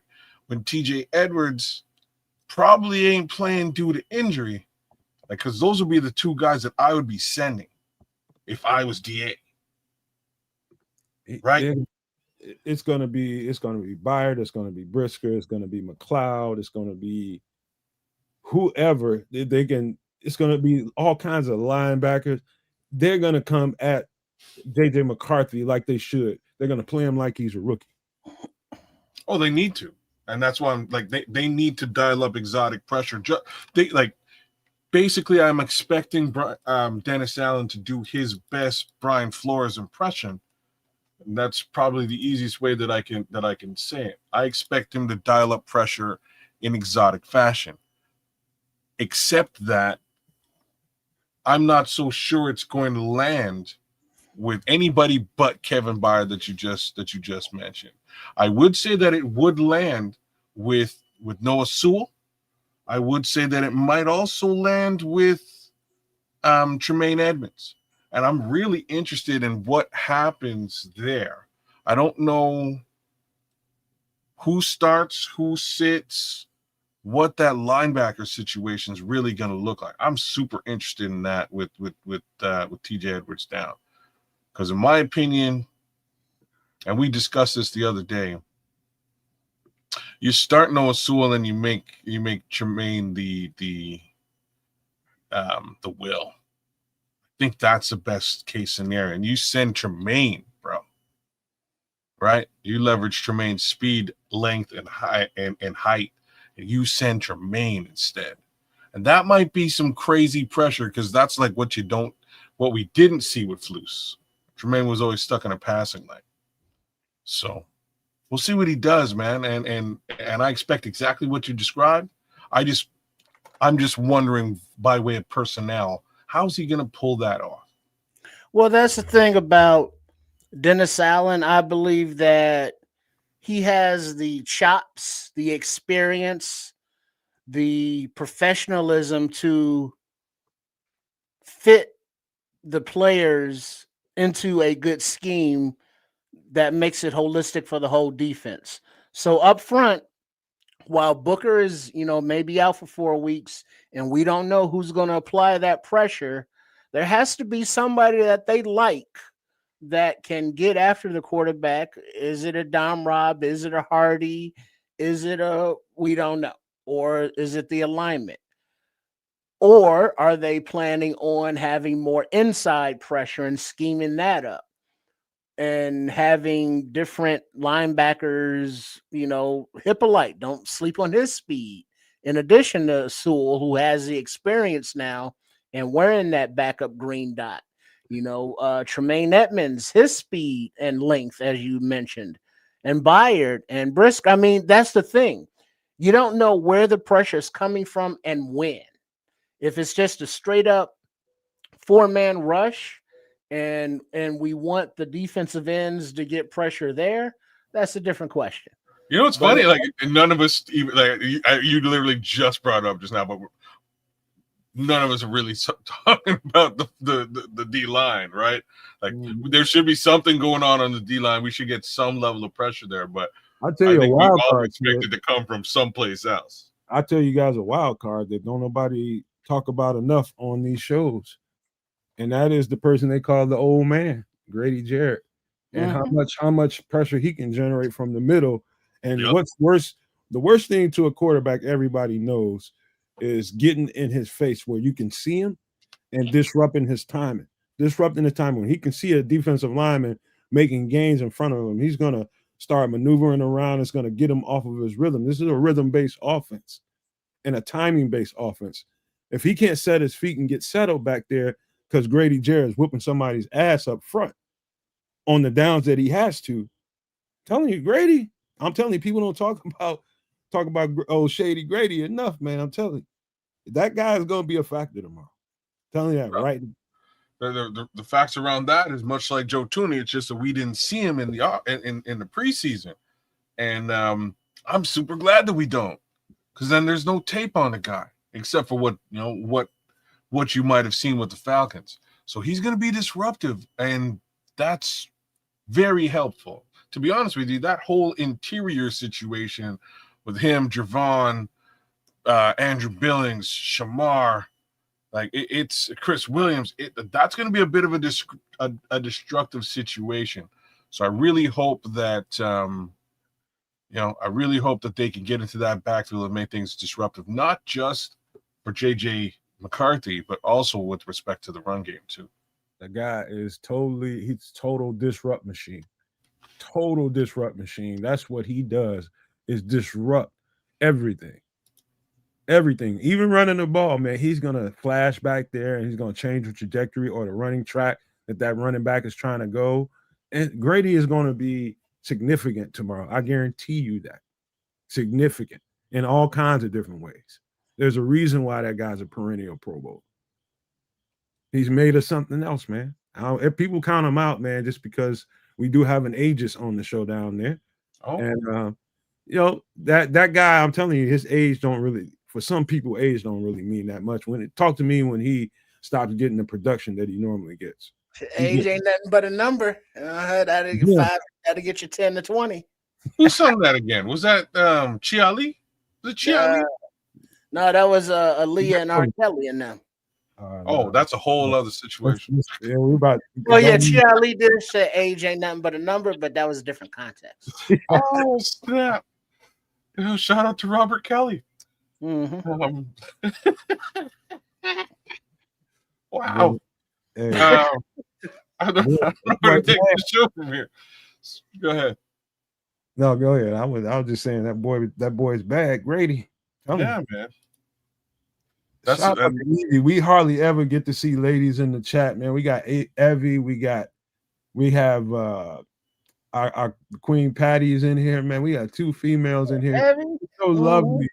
Like, it's so hard to find female Bears fans out here, man. It's like they're there. They've always been there, but how many of them interact with us while we're doing shows and doing all the social media stuff? Evie is always there. And especially since we know how to pronounce her name. Yes, I had to give Evie some love. I saw in the chat. I had to give her a little bit of a shout out because it's been a minute. And you know what that means, though? That means Bears football's about to epic start. You know what I'm saying? Like, that's really what it means. I'm Oh, saying there's some good heads out there, man. Evie Warriors out there. G-Man jumped in today. Father Rodriguez is with us. Levante Rogers is with us. We got the whole crew here tonight, man. It's looking hype. BT9's rolling. AC Adams out there. Cornelius Squalls #2. No Maniacs with us. Look, man, we're just about 24 hours away from from the opening kickoff of Bears football for 2025. I'm hyped. I hope you guys are all hype and with me because, damn it, I think we're going to see the difference. I'm not going to sit here and be obtuse and guarantee some level of a win or state craziness. I think we can win this game. I think it's within our grasp. But most importantly, and this goes back to that earlier question of, this is a defining situation for Caleb Williams and Ryan Poles. I don't think it is. I think this is a defining shift in what we think the Chicago Bears are, or what we've seen from the Chicago Bears over the course of the last few years. Like I said, what we need to see is an offense that goes out there and makes its impression felt at kickoff, first snap. Go get it done. Go make your impression felt. If that's what we're seeing, a dominant offense, that changes things in Chicago holistically because the defense is there. We know we got the talent there. And it's just a question of how maniacal is that defensive coach. Well, considering the last guy was just a playing hokey vanilla defense week on, week out, doesn't take much to be a little bit more maniacal than that guy. And you can see how, again, hokey and vanilla he was the other day in Dallas. He ain't really doing nothing, just letting it go. And hopefully we don't break. We might bend a little bit. Nah, I think this guy that we have right now is going to actually send some guys to go and make sure that the other team's broken. We want them to break. Let's attack. Let's send these guys to go and bust that ass. So I'm ready for it, man. I'm with it. I know these two homies here with me are with it, and we're gonna rock it all the way through the game tomorrow night, man. It'll be good fun, man. I can't wait. They just got to be ready to bust Miles, man. You got to bust Miles tomorrow, man. Bust him right in the mouth because they're gonna test you on the ground, and they're gonna test the defensive front. They're gonna test those linebackers. They're gonna see who wants to tackle. And as from what I've seen, and I'm glad Noah Sewell's out there, but in replace, if he's gonna be out there in replace of TJ, because that's his type of party. That is his type of party. Come up, smack you dead in your face. That's what Noah Sewell does. That's how he puts his imprint on the game, his physicality. That's the key piece to him. And that's what we're going to learn tomorrow. Are the Minnesota Vikings going to continue to gash us like they've done for the past several years with those running backs in the running game? Or are you going to meet fire with fire and bust somebody in the fucking mouth? That's what I'm going to be looking forward to because football is very simple that way. We're going to find out who want to get physical, and who can continue that physicality for 4 quarters and keep that same energy. Because everybody's got the same energy in the first quarter, but quarter through quarter, all the way to the last few minutes, who's going to keep that same energy?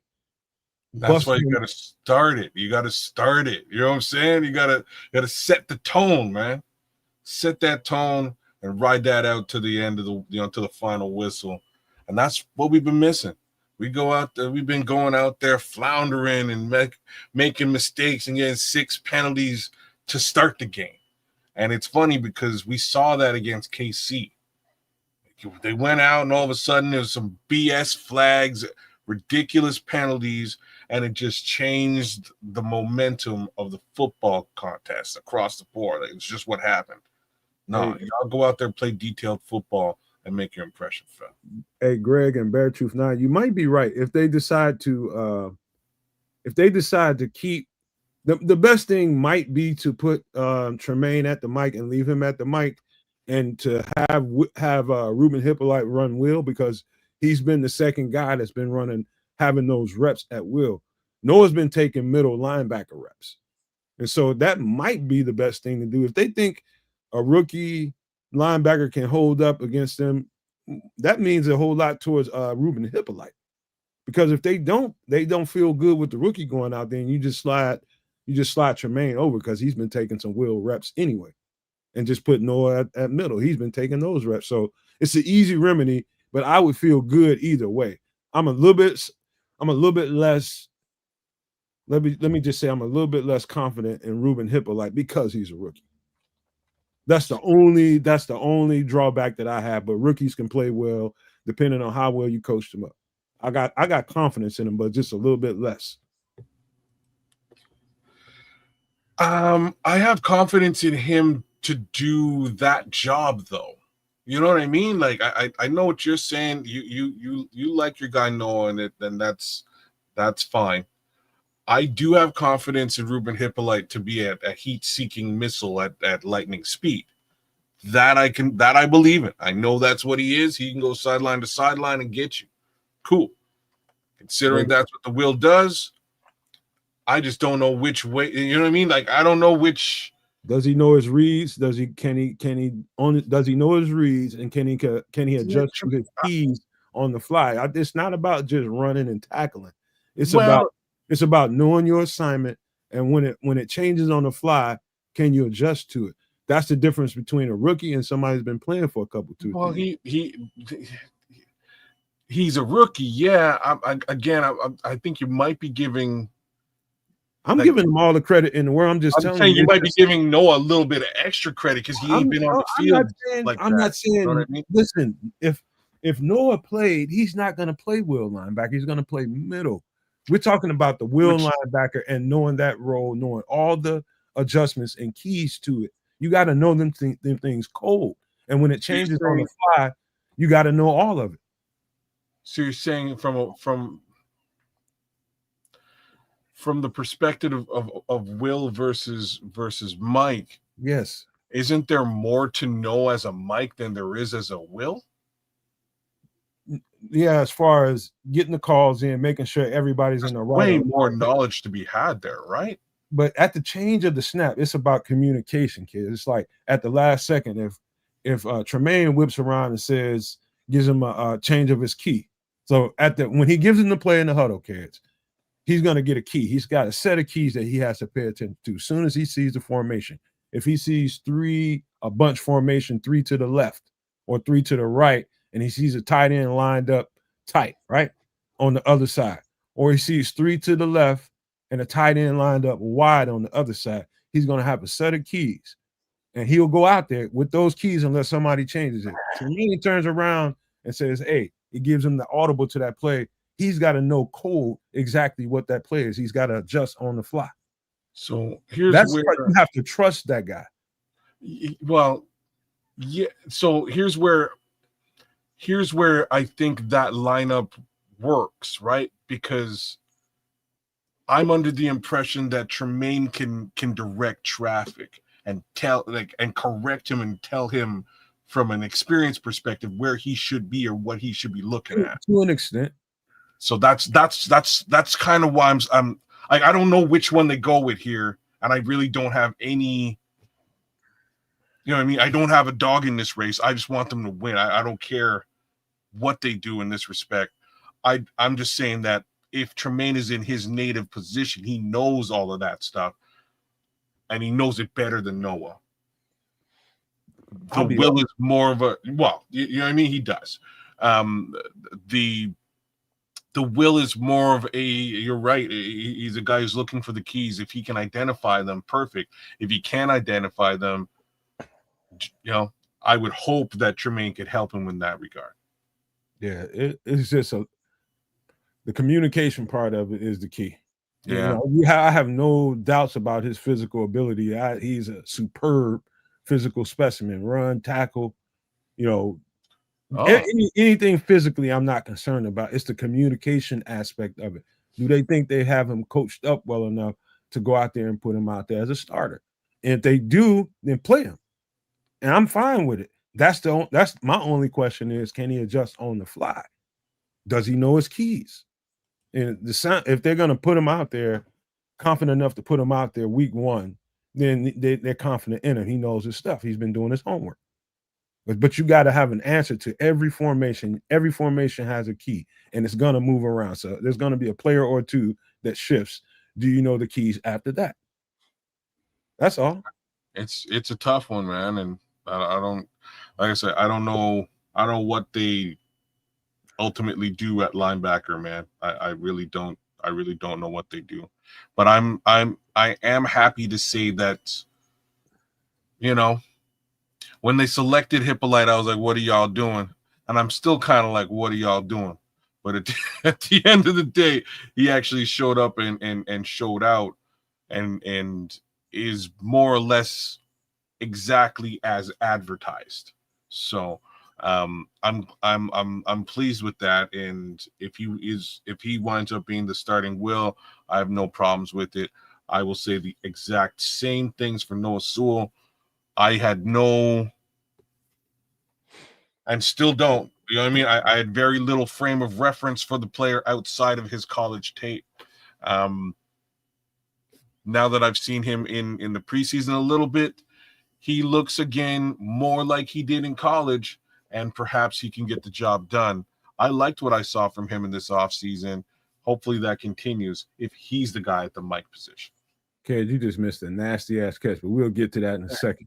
I hear D-Hop is killing it out there. I don't even have this game lit up. I'm gonna light it up while you're talking. But Bear Truth 9 asked me a question. He says, Nomad, question. As a DB, what wears them down the most? Name the top 3 if you could. He said, wear them down. That is, send them. The first thing I would tell you is sending them on deep routes consecutively. Let's just say you changing your receiver group out, and that DB has that me as a corner, I got to stay on the field, and you run 2 or 3 consecutive go routes on me. That's going to wear me down quicker than any other thing that you can do physically. That's going to, if you come out, like if you sent me on a go route 2 straight times, by the time the 3rd one comes around, I hope to God they don't throw that ball towards me because I don't have the juice to keep up. I just ran 2 50-yard sprints in a row. So that's the first thing. Second thing is tackling, bigger running backs. That's the second thing that will wear you out. Just the physicality of that. That is too much. And the third thing is when you playing a zone coverage, and let's just say we're playing a cover 2, and I'm playing the island on the left side, and I gotta protect the boundary. That's part of what I have to do. And if the run comes out my way, and if they come out on a sweep and they pull an offensive lineman in that vicinity, so the running back is running behind some big guard that's coming out to try to plow me on the ground, that's going to be, if they do that too many times, I'm going to be through out there. So if you want to know the top 3 things, that's it. Pulling guards out at me when I'm in zone defense, running me down the field on go routes, and just having to tackle big running backs too many damn times. That's going to wear a defensive back out. There you go. Well, I've seen this catch. Disgusting. Kind of mad I didn't scoop him up off waiver wires. I came this close too, man. I was looking at him. You know who I'm talking about. I didn't know who you were talking about, Deion. I'm talking about D-Hop. That's exactly what I'm talking about. Hey, you're welcome, Patrick. This close. Damn it. Oh, well. Yeah, that's they are putting it on him. I thought Buffalo was going to be a better. To be honest with you, if you put true serum in me before this season started, says no man, tell me the truth. Take your Bears hat off for a second, fucker, and tell me who you think is the team that's going to win everything. And you're impressed with me? No, some doctor. That was more of a suburban night. Tell me, you fucker. just checking for a second. Yeah, and I would have told you Buffalo, man. I would have told you Buffalo based on what I saw. Over Baltimore? Over Baltimore. I ain't lying. Oh, you got to be kidding me now. I'm not kidding you, man. I would have told you that. And then you saw us whoop that butt in the preseason in practice, let alone the game. I thought about that. I thought Buffalo was a more physically.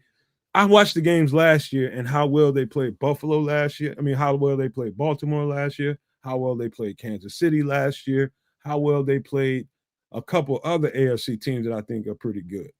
And they all, if they didn't kick their ass, they played them pretty close and should have won the game. That's where my thinking went. It's a tough team, man, you know, but Baltimore's out there putting one on their ass right now. Brother, Levante Rogers right there with me. I would say this. I would have easily the team to beat in the NFL this season is the Baltimore Ravens. Without a shadow of a doubt. That's the team to beat in the NFL. And easily my Super Bowl pick for the AFC. I believe they're going to be the Super Bowl representative in the AFC. Strangely, they just can't quite get over the hump and get it done. I know it's crazy to predict in week one, or you know what I mean? I know it's crazy. I'm just saying that would be the team that I think you gotta get past. The team's stacked on both sides of the ball. Stacked. Right? So yeah. DeAndre Hopkins just happens to be their third wide receiver. That's pretty crazy. Well, Evie's saying, Baltimore without Harbaugh, maybe, you know, meaning that with Harbaugh as coach, you know, they're going to choke on it. The way they have been choking on it with him as coach. Is that what she really means? I believe that's what she means. All right. I think that's what she means. I think she's hating on Harbaugh, and I've and that's okay. That's all right. Personally, he's a piece of trash, though. But that's a whole other thing. Damn. He ain't hating on. Double down. She ain't hating on. Double down. I don't have any bad feelings real fast. Yeah, man. He's not hating on him, but I do think it's a well-built team. They are in Buffalo, I believe. I think are they in Buffalo? Yeah, they're in Buffalo right now. Oh, this shouldn't be happening there.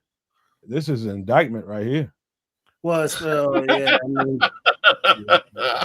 that's funny. Yes, it is an indictment. There's a lot of Griseldas out there. You know what I mean? Oh, snap! They pushing Buffalo fans in the stands too. Oh no, they whipping their ass. Man, I'm talking the Ravens players are pushing Baltimore fans who are in the stands talking smack. It ain't nice out there, man. They came to dominate. Well, it's what is it, 34-19, with the fourth quarter just starting and Buffalo's ball. So it's not over. No, not till the fat lady sing. Josh Allen and the gang could turn this whole thing around and make me look silly. But I'm still saying, in some capacity, the Ravens are that team, man, and I think everybody needs to watch out, man. That's where my headspace is. I don't. Yeah, they are stacked. You know, they got a lot of money allocated. You know, in different positions. They've paid their top people, so now it's actually getting to the Super Bowl and not just, you know, choking on it in the playoffs. Like they have done year after year after year.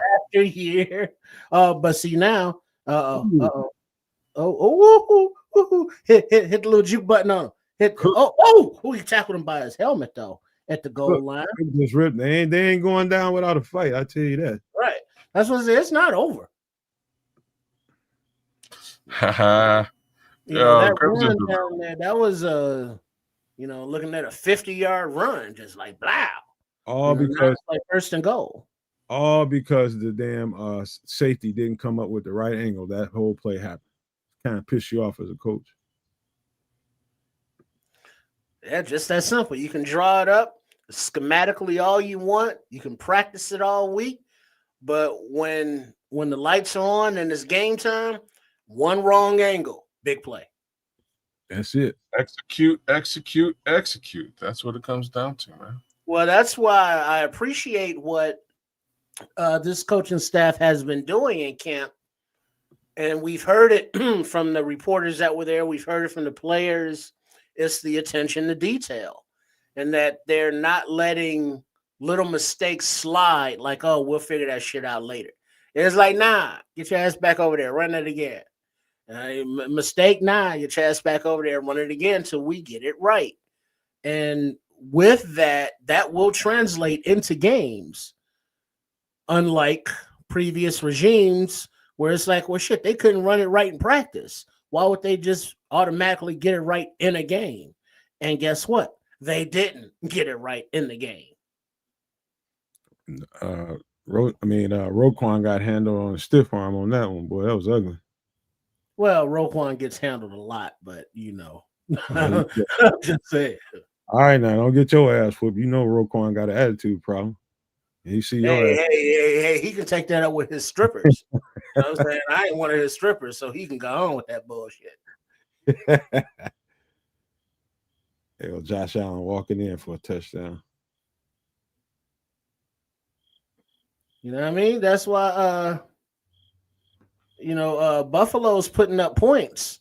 And this is supposed to be a vaunted Baltimore defense that has given up points. It's 25. They've given up 25 points now. That's the heart. Extra point looming. That's the heart of a tough team right there coming out. They think they can win it all, and you seeing it. They ain't ducking no fight, man. They are not ducking no fight.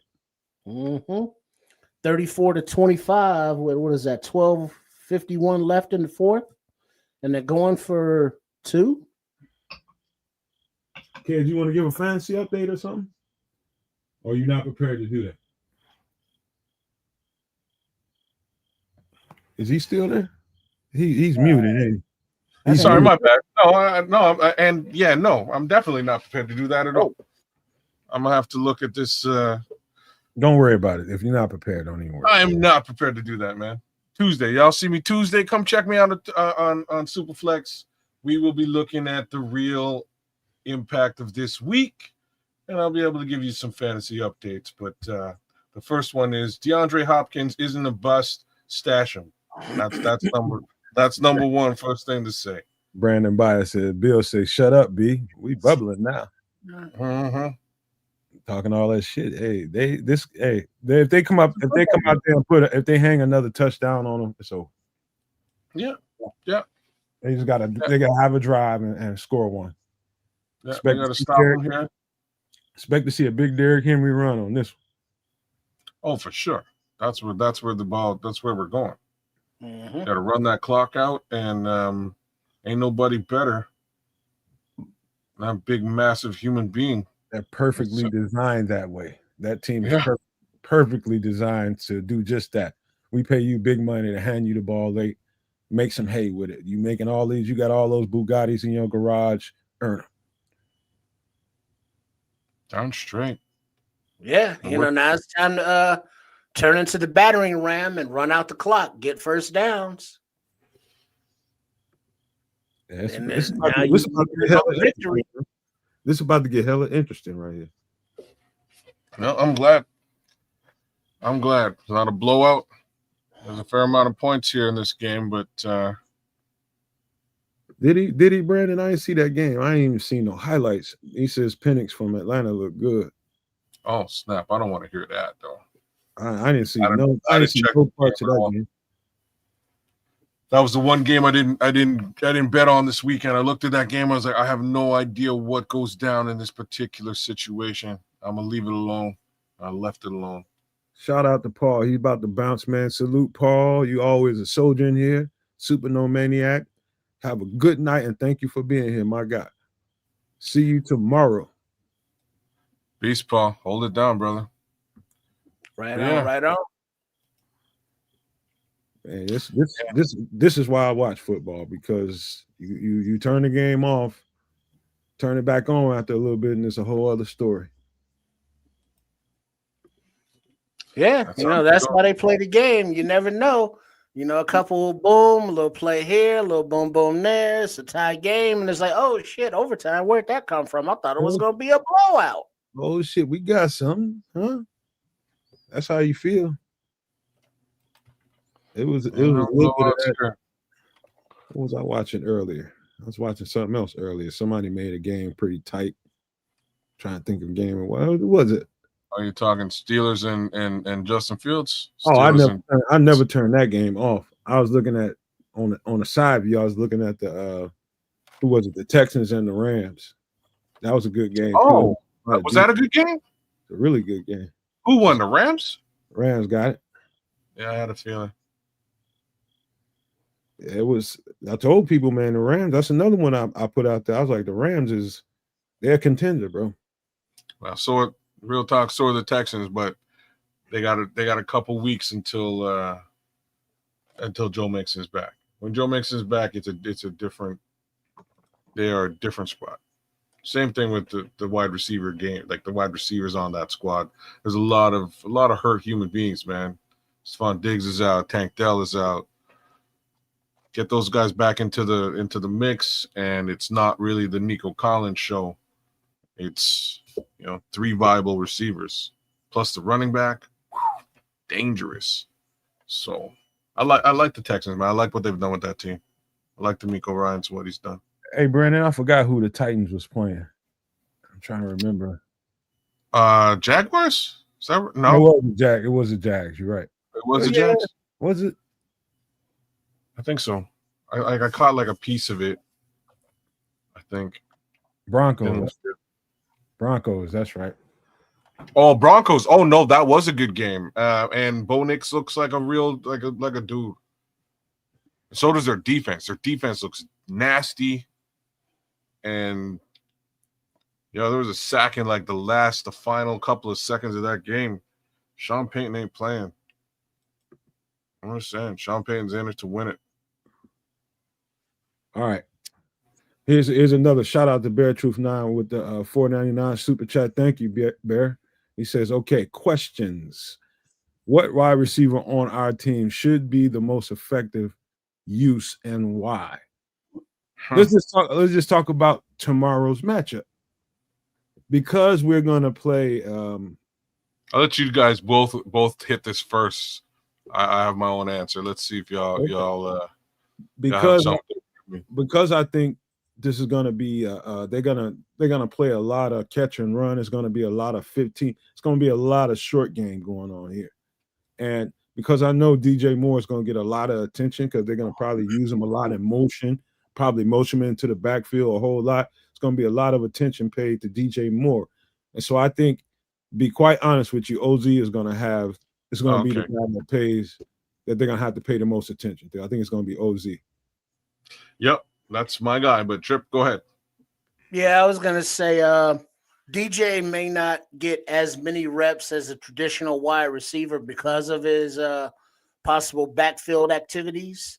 But as far as out in the field, I can see them wanting to match up with their best defenders on DJ and Rome. And then I could see OZ really having a bigger game, whereas not taking anything away from Luther Burden, but I don't think Luther has as many plays designed, or he's not in the rotation at wide receiver as high as Oz is right now. Can we get a timeout real quick, Trips? With that Derrick Henry touchdown? On cue. On cue, but go ahead. Carry on, bro. You know what I mean? So, that leaves Oz to just be the quote unquote forgotten little dude out there. And once he can get the ball in his hands, we know what he can do. So I would see him as being the sleeper, as far as sleeper weapons. Thank you for that question. But go ahead, kid. You want So you guys both swerved and went my way, right? So I kind of expected either one of you to say Rome Odunze, which might make sense. Oh, doink. The other person that I'll say would be a good look, and he ain't a WR. It's Colson Loveland. I don't think Luther Burden sees the field frequently. The reason why OZ is the easy man's money here is because he's playing the role that Keenan Allen played last year. And if y'all remember, Keenan Allen 8 targets last year. And I don't think that's going to be much different this season this season at all for that slot position, whether it's being played by LB3 or whether it's being played by OZ. But in this case, in this game, I think OZ is the guy who starts out in that role. It's his role to lose, and I think he scores at least one touchdown. That's my 2 cents. I think DJ Moore gets double teamed this game. If he's schemed into the backfield, that's one thing. But I think he sees a solid double team as being the team's number one wide receiver on paper. A lot of attention in that respect, which makes it more, advantageous for a Romo Dunze, for a Cole Kmet, for an OZ, or for a Colston Loveland. So that's my take. End of the day, though, I think the guy who gets it done is going to be Olamide Zaccheaus. I think we got a unanimous decision, huh? We do. Shout out, which is very surprising. Shout out to Bear Truth 9 for that super chat, man. We appreciate it. Oh yeah, man. It's X's and O's ain't that difficult to figure it out. It's checkers, man. DJ Moore's gonna get a lot of Rome. He's saying it's Rome because of his 50-50 ball ability. And I think he's gonna have don't get me wrong. He did a couple of shots. Yeah, man. I think he's gonna have a big game too. But I think the X factor tomorrow is gonna be Olamide Zaccheaus, because he's not the guy that they think he is. Like, it's funny if you open up your betting app, if you're a bettor out there, Olamide Zaccheaus, odds against him scoring a touchdown is high. So I had to put a little something on Olamide Zaccheaus there for this game coming up, because I have a strange feeling the world ain't really looking at OZ as being a slot monster for the Bears. And I think everybody should be looking at that specific position because of how heavily targeted Keenan Allen was by Caleb Williams. I think that equates to the exact same function for Olamide Zaccheaus. So there's another feature I want to see Caleb pick up in his pro game. You know how when you watch what's his name? Joe Burrow with the Bengals. God forbid that anybody decides to play Jamar Chase one-on-one and doesn't put a safety over top of him. There's a built-in, hey, look, you look at me, I'm looking at you. Is that a one-on-one? They ain't got a safety roll over the top. If the safety don't roll over the top of Jamar Chase, it's automatically going down the field. It's 7.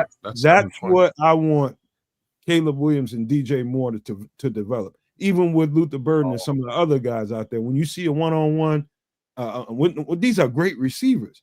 When you see a one-on-one, make them pay against one of those dogs out there, especially with DJ. Make them pay every single fucking time. That's what I want to see Caleb adjust to. Be that pro quarterback that sees it, identifies it, and makes the defense pay. Then you're going to back the defense off you. They'll respect you after you do that to them enough times. I want to see that. I don't see it happening. Hate to say it. I just don't. I don't think those two guys have it together. And I don't think they're going to get it together. That's things I hate to say out loud, but it's just my personal feeling. But that don't mean he ain't going to get it with the rest of those guys. I think he will have it with Luther Burden if given the opportunity. If he's given the opportunity to be on the field, I think OZ in that slot, whoever's playing the slot, is going to get a lot of targets. It's where he seemed to like to go last season. Love the slot. And we got a guy who'll get that slot receiver wide open. BT9, respect, brother. We appreciate it, man. Thank you very much for the super chat, bro. Big respect. We need every dime we can get. We need every dime we can get to pay these bills over here. Thank you so much, man. Every single dime, every single super chat counts around here. Trust me when I tell you, we pay bills with them. Thank you, Bear True. Yeah. That's just me. I don't think he's gonna be that. I think DJ Moore's numbers are gonna take a major dive this season. That's just my expectation. I think that Romo Dunze's numbers are gonna take a major lift, but I think the X factor is whoever's in that slot. If it's Luther Burden, But do you get what I'm saying, kids, about I do. identifying those one-on-ones that doesn't have road coverage over top of them? Burn them. Just dump that deep ball and let DJ make a play. You know what I mean? Like I'm so with you. We just didn't see enough of that last season. And to make matters worse, like when we did see it, it wasn't very accurate. Mm-hmm. You know, like I hate to put that one out there too. So hopefully that accuracy issue is a non-issue. I don't know how to speak to that one, but that's what DJ needs. Like DJ will burn anybody if given the opportunity. If they don't roll coverage over top of him and he's one-on-one, I don't give a shit who it is. He can burn him. He can burn him, man. You're damn straight. And he'll get right out there. He'll get open and he'll make a play on the ball. So, you know, if given the opportunity, I'd love to see that too. I just have a strange feeling we ain't gonna see a lot of that. And that's why I don't think we're getting the proper usage out of him. That connection has to be better.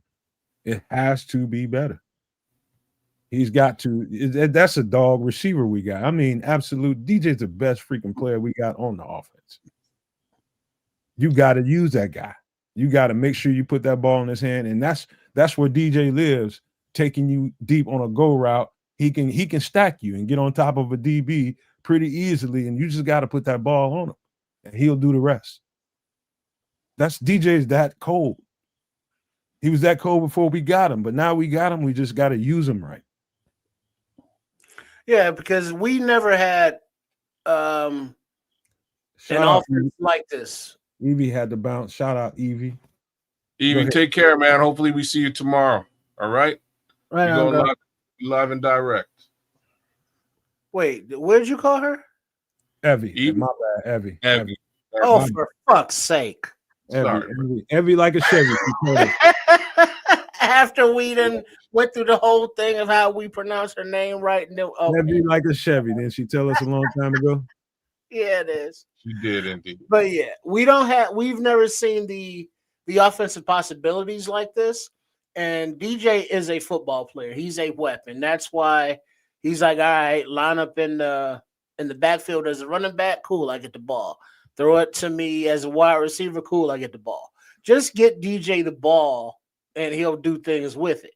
But how you get him the ball is a different story, because he is available to do many different things, short, long, and intermediate. So it's just a matter of finding the right matchup,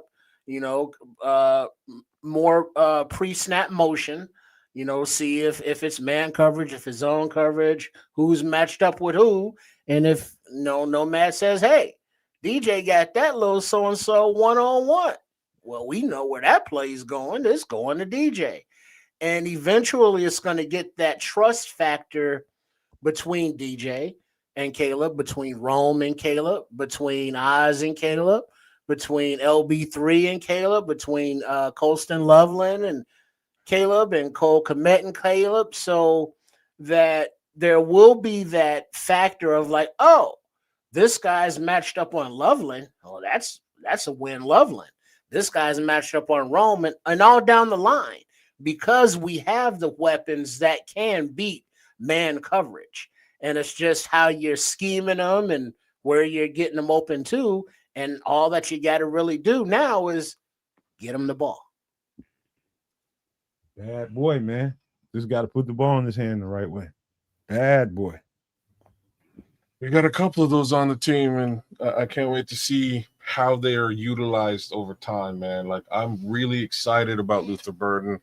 I think Luther Burden, I think at some point he's going to really show us, yes, Derrick Henry was signed for the same price as well. Like, he might have even been a little bit less, but whatever. Thanks, Crimson. Thanks for rubbing that one in, man. Thanks a lot. Yeah, he killed me, Crimson. You straight up killed me. Broke on my heart, Crimson. Man. Yeah, man. You said it, FFG, man. You know what it is. I think whoever's in that slot, personally, I really want to see Luther Burden there. I really want to see him there, but I do have all the faith in the world in Olamide Zacchaeus, man. He's also a monster on the blocks too. You know how much love we gave Luther Burden for them crack blocks the other day. My guy OZ don't play, man. He will do the darn thing out there when it comes to putting another player on his ass. So I'm with it. He's the X factor, man. He's definitely the guy. You know who I think is going to have the game? Who? Miss number 4. For Swifty, yeah? Yeah, I was waiting for you to say it. I think so too. They're going to use him in so many different ways, and it's going to he's going to have the game. Let's get real now. Let's talk about Kyle Monangai. So he's going to have a presence tomorrow. There's no two ways about that. He's getting on the field. There's no Roschon Johnson. Number 4 is going to need to breathe at some time, like at some point in the game. One place where I'm not worried about this young man is with respect to his level of give a you know what in pass protection. I think he's going to protect Caleb Williams to the nines back there. But I'm wondering about what his actual offensive output might look like. And I have a strange feeling it's going to be surprising. What about y'all? What do you guys think? I'll let Trips go. Yeah, I think that Monangai, he has that heart, he has that fight, and he has the intelligence to know where he's supposed to be on the field, what his duties are supposed to be. But he is still a rookie and never have played a snap in the NFL before, so there is that question mark about him. But he seems to have won over the locker room, the coaching staff. So, I can't be mad at it. And considering the excitement that surrounded him with just his whole attitude and what does the kid say? His aura and his history from his college days there. So it's like, I'm looking forward to seeing what he can do. And being that the running back room is what it is, we're probably going to see quite a bit of him. Well said, Greg Riel. Yo, shout out to Greg Riel. Thank you for giving me a little bit of love over at Kedza Canuck, man. Big ups to you, Greg Riel. Yeah, neither did Pacheco. You know who else didn't? Neither did Jordan Mason, who's a guy we're going to see tomorrow. The upside for, like, in most positions, being a rookie is a bit of a different deal. In the running back position, I think it's like the one position where you can just go and make your impression felt, or not. You know what I mean? It's like it's make it or break it. I have a feeling this kid's got the chops to make it. So, fingers crossed. We're gonna see some angry running, Greg Riel. You're darn straight. And just like Pacheco and just like Jordan Mason, if the offensive line can get to the second level, and I have a strange feeling these guys can. If they can get to the second level, I think we're going to see just enough push to get some decent work out of both Kyle Monangai and Swifty number 4, right? So I'm with it. I hope we get a healthy look at this run game tomorrow. I really do. And I expect it to be decent. I would say this, and I'm going to take a different take. I'm going to have a different take than them, and I'm going to give you context as the reason why. It's not that I don't have any confidence in Kyle Monangai, but I'm giving you this context from this standpoint. When watching him on tape, I saw him on tape before we even selected him. And I didn't spend that much time talking about him in the off season. We was doing the draft, breaking down players, and I didn't spend that much time because, he was a certain kind of runner. One thing I noticed about him that makes sense to this conversation and how well he does with the Bears. I think he's a good running back. I think he's got some quality to him. He's got great assets to him. Physical running back. He's great in pass protection. All that stuff. He's a good running back. The problem with Kyle Monangai that I kept seeing on film I wouldn't say it's a problem, but it's something that I've seen consistently. I probably watched 4 to 6 games with him, just all offensive reps. And he is definitely a runner that is a volume running back. What do I mean by this? I said this before. depending on how many times you give him the ball, the better he gets.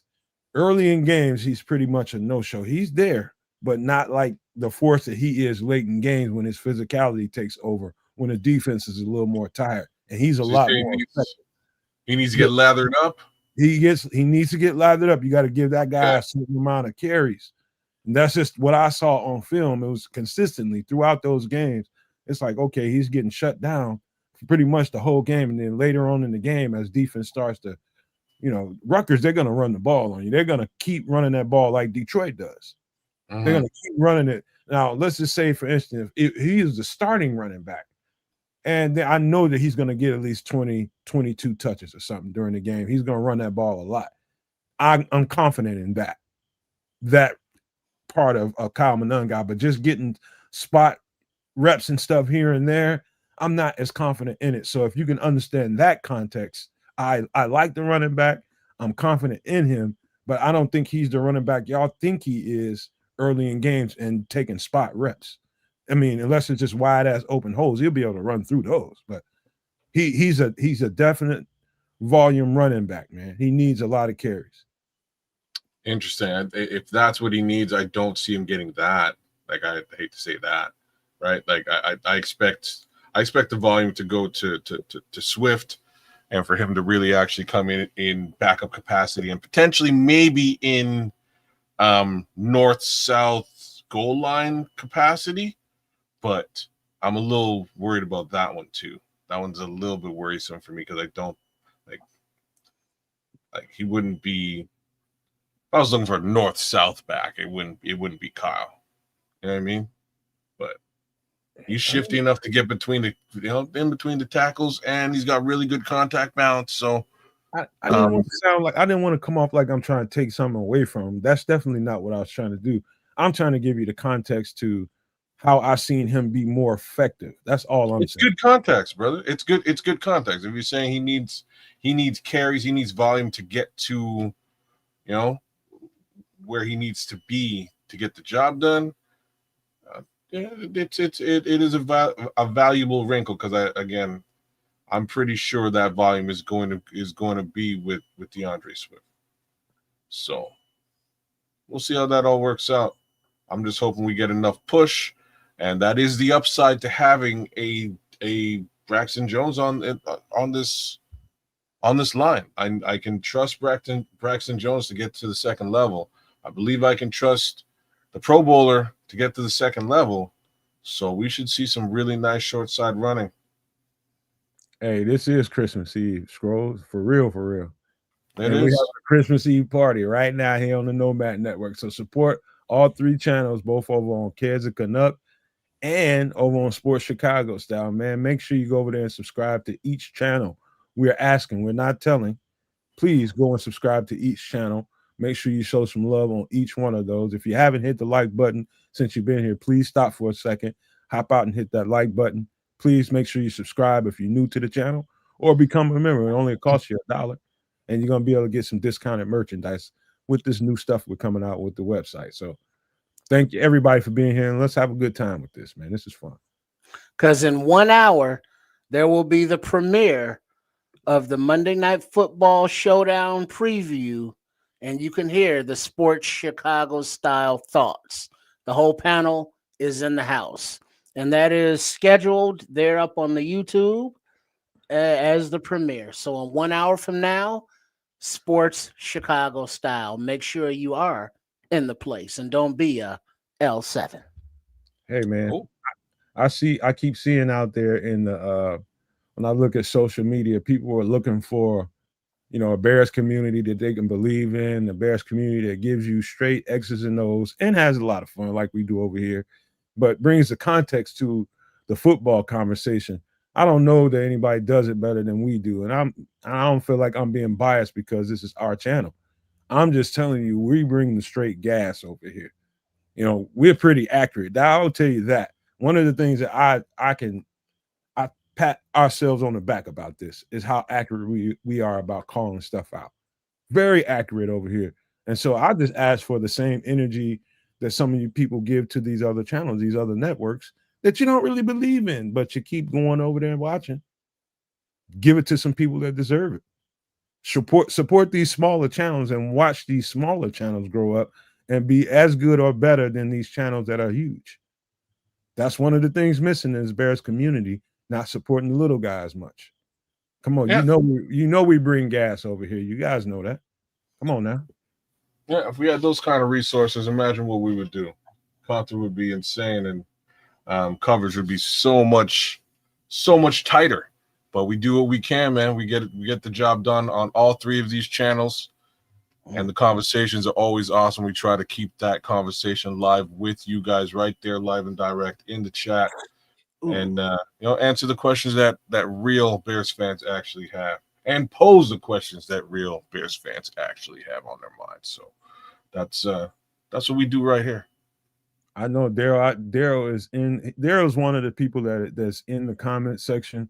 Like whenever we do a show, and we like when we're talking about some of the prospects, and then he goes and looks at the tape. Shout out to Daryl, because he does his homework after we do stuff.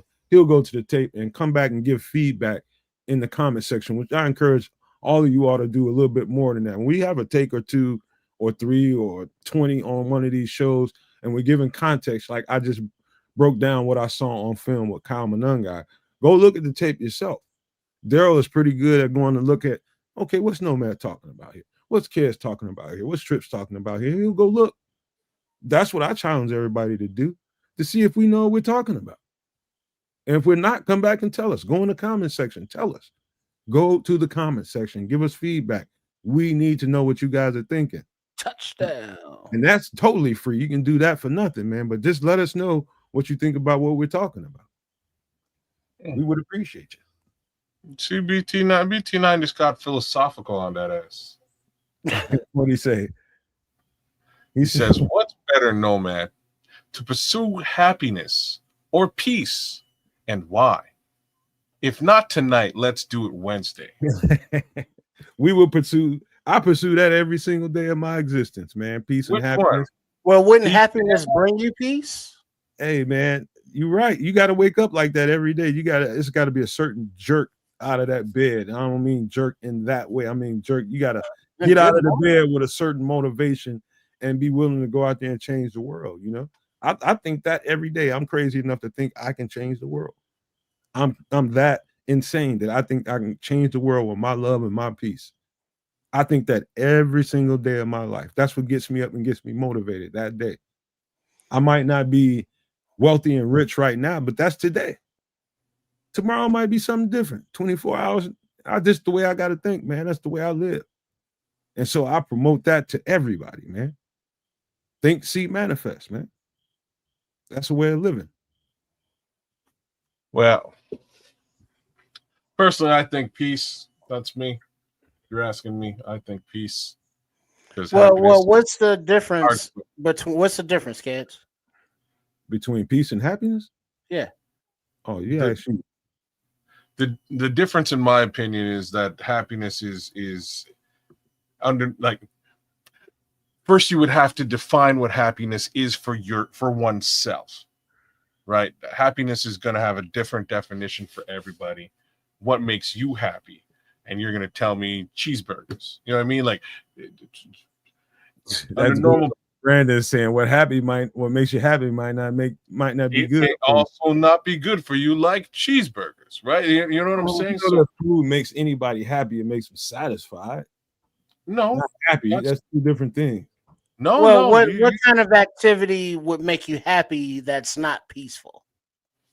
Me or him? Or killing anybody people in general. Oops, unaliving people. Sorry. Well, I mean, but if that would make you happy, I don't think peace is something that you are capable of. I would have to agree with you in that respect. I'm just saying that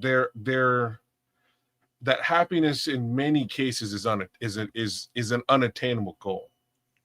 It can be. Peace is attainable. You can achieve peace, right? I don't think. I'm gonna tell you this right now. Both are within your psyche. Both are within your psyche. You can attain happiness, peace, all within yourself. And one of the things that I noticed throughout my life is to never look outside the person in the mirror for either one. Never look outside the person in the mirror. You focus on the person in the mirror. Number one. There's 3 minutes left on the clock. I'll get back to that. Ooh, Derrick Henry fumble. Yeah, it's about self. Yo, And if King you can Henry. make yourself happy and you can make yourself peaceful, you stand a pretty good chance to influence something around you. You might attract something to you based off of that energy. That peaceful energy, that happy energy will attract that kind of energy to you. So yes, it's achievable. You can do it, and it can affect your life in a great way. Man, Derrick Henry is very unhappy right now. He just left a How piece you of football on the ground. just roll over that great commentary? Don't do that to me, man. That was great, man. Oh snap! It was a good You don't want soliloquy. to hear it. You don't want to hear it. But like, there's a football game going on here. It's pretty crazy. It is good, man. Remember about a half hour ago, we were saying that the Baltimore Ravens were dog walking these fools. That ain't what's going on right now. What is this an example of how this is not very peaceful, but it's bringing us happiness? That man asked me a question. Football is not peaceful, but it brings us happiness. How about that? Derrick Henry chose violence, not happiness. Yeah, because the violence on the gridiron. Wow. And they just put it on the one too. It's over. They're gonna run this. It's over, man. Oh snap, y'all! What just went down here? It's a football game. Well, maybe it was Vegas got on the phone. And was like, we got to fix our odds. Yeah, everybody voted for the Ravens, so. Well, so that means they got to make it a little bit closer or something, for the late. Kill the spread? Sure. Oh, he's short. Yeah. Okay. All right. Wow. Like this is a crazy football game, y'all. Hope y'all tuned in. I'm not even, you know what I mean? I'm not a Ravens fan or a Bills fan, but they're very good football teams. And it's 40-32. It's about to be a Josh Allen sneak. No. And he got look at short. You might be a step behind because they just tried the Josh Allen sneak. It didn't go. No, they didn't. They didn't do a tush push. No, it looked like he handed it off. Yeah, he handed it up. Yeah, because there was a lot of humanity down there all piled up. Couldn't make out the numbers. But yeah, this is it's coming down to it. It's a football game, man. This is a football. And I find peace in that violence. Hey, Bear Troop, you right about that. I get up every day. I'd stay in the bed around the clock if I didn't have that in my spirit and in my energy every single day. It would be no use for me to get up. I'd be defeated. But I don't wake up like that. I wake up trying to bring it every single day. And I look at myself first. Mm-hmm. Well, the saying is goes, as long as you do something positive every day towards your ultimate goal, you've had a successful day. We may not like the amount that we didn't get done. It's like, oh, well, I still need to do this, or the amount that we still need to do. But as long as you are moving forward towards your ultimate goal, that should give you happiness and find you peace, like the Bills just found peace with that touchdown. I'm a rich man. I just ain't financially yet. Very rich. I'm just saying along the same lines as Triple R here that you have to define what those things are for yourself first.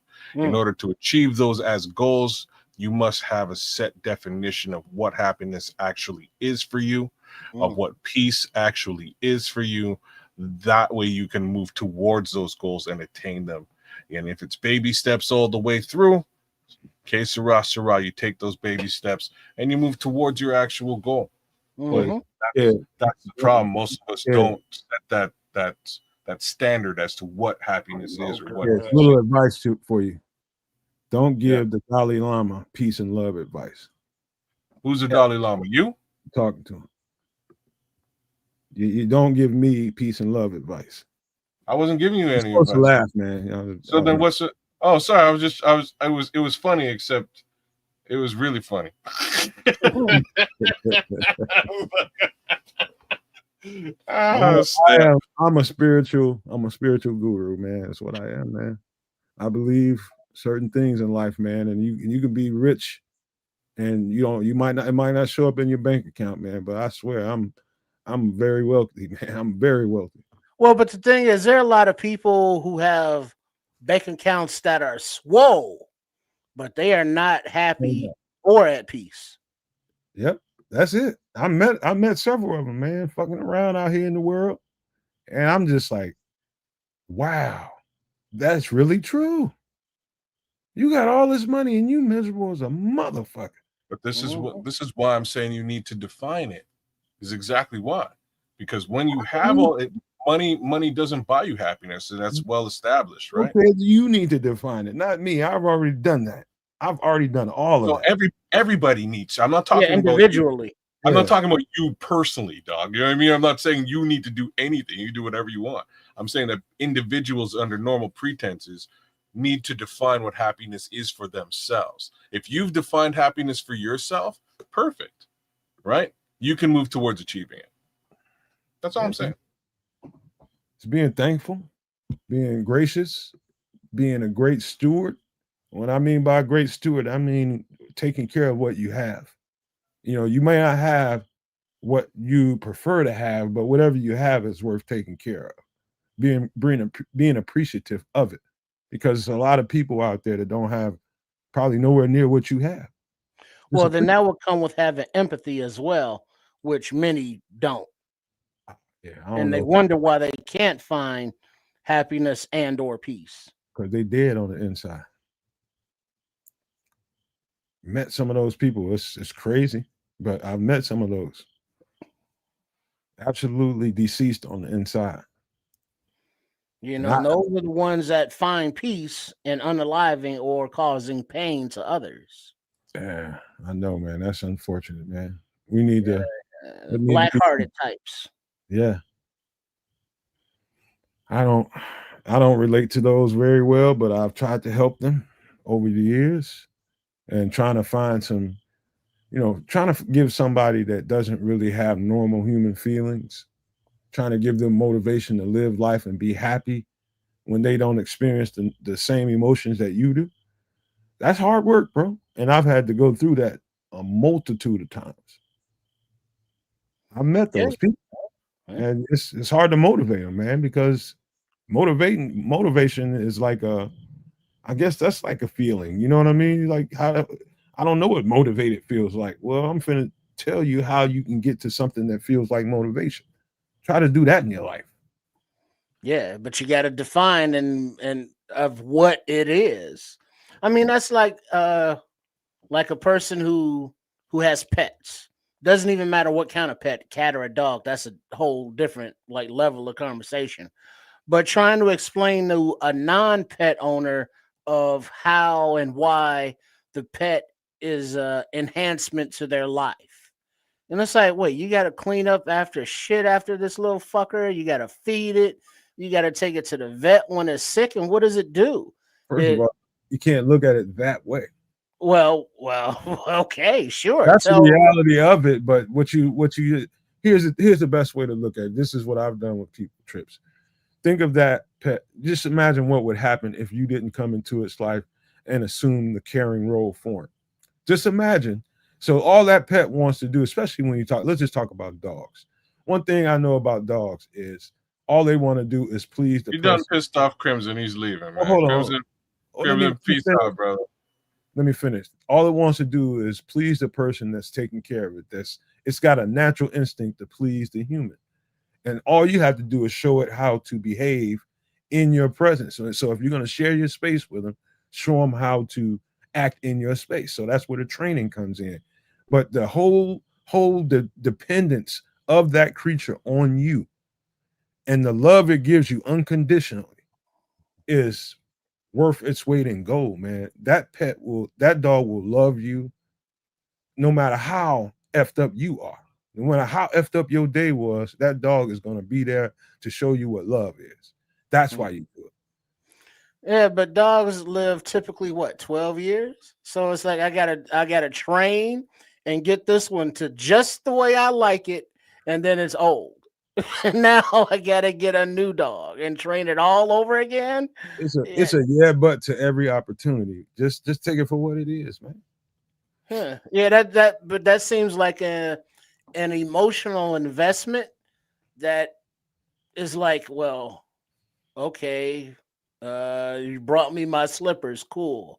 Now get your fucking hair off of my clothes. No, stop slobbering all over my house. You know, it's like you got to put up with those inconveniences and make that compromise to say, hey, yes, I want a pet, or whatever the pet may be, dog, cat, whatever.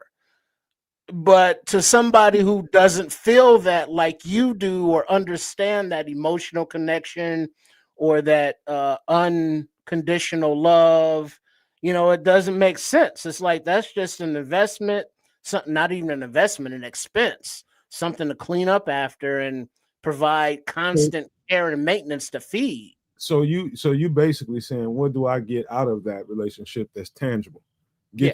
Get your protector and train them. Like I So had an American Bulldog, about 165 fucking pounds, huge, and he was trained to be a protector. And that was the tangible give and take. If you want, yeah, you win Stacey King, you get scared going by a dog, then you train it and cool. But then it's like, all right, in 8 years, you're gonna have to do it all over again. Or bulldogs, they live even less. You go to yeah butts again, but you just got 8 years of protection. How about that? Yeah, but that shit. Yeah. Well, I mean, I did fine with no dog protecting myself this far, so not really a thing. I didn't get my dog to be a protector. I protect myself just fine. I bought my yeah, dog. but I mean, so being a protector is not something that appeals to me as far as I just like bigger dogs. I like a dog that has presence. But just beyond the protection, just the company, just the in-house, the cat running around, you trying to type out emails, and the cat running across your keyboard like, hey, pet me, you some bitch, right now. And so it's like, oh, kitty, let me give you some catnip. It's like, get the fuck out of here, you stupid cat. What the hell are you doing? And it's like a dog. It's like, hey, I want to love you. I want to lick on you. It's like, get your damn slobber off me, you disgusting little germy fuck. And it's like, there's like some people are pet people and some people are just not. Trips, you might just be fucked up, and that's just all it is too. Yeah, but like those pet easy, people, man. Let the guy live. You might just be fucked up. You might have to. I don't know very many people that feel like that about. But the look, you know what's funny? The funny part is that I actually feel almost exactly the way the Trip does. Like I almost on the inside. That's why. Take it cool, your jets there, man. You got everybody dead except you, man. You're the only motherfucker who's alive out there. Why you not gonna like pets, man? What kind of weird? Like, let me finish talking and I'll explain. I never had pets growing up. I had fish. Fish are the easy. You just pour shit in a tank and you leave. You know what I mean? It's like the easiest shit to do it. You know what I'm saying? I'm good to go. I don't have to really mess with this fish. Lazy. What does it say? I'm a little lazy. Just say that. I don't want to take them out and all that shit. Just let me finish, damn it. I have, like, if you get cats, you don't have to take them out. It's like the same thing. You just feed the cats. You got to deal with them. You throw out the kitty litter, but you don't have to like deal with the cats. You know what I mean? I've had cats. That's a lot. The facts is I have kids. I'm not about cats. I'm not about dogs. I'm not really a pet person.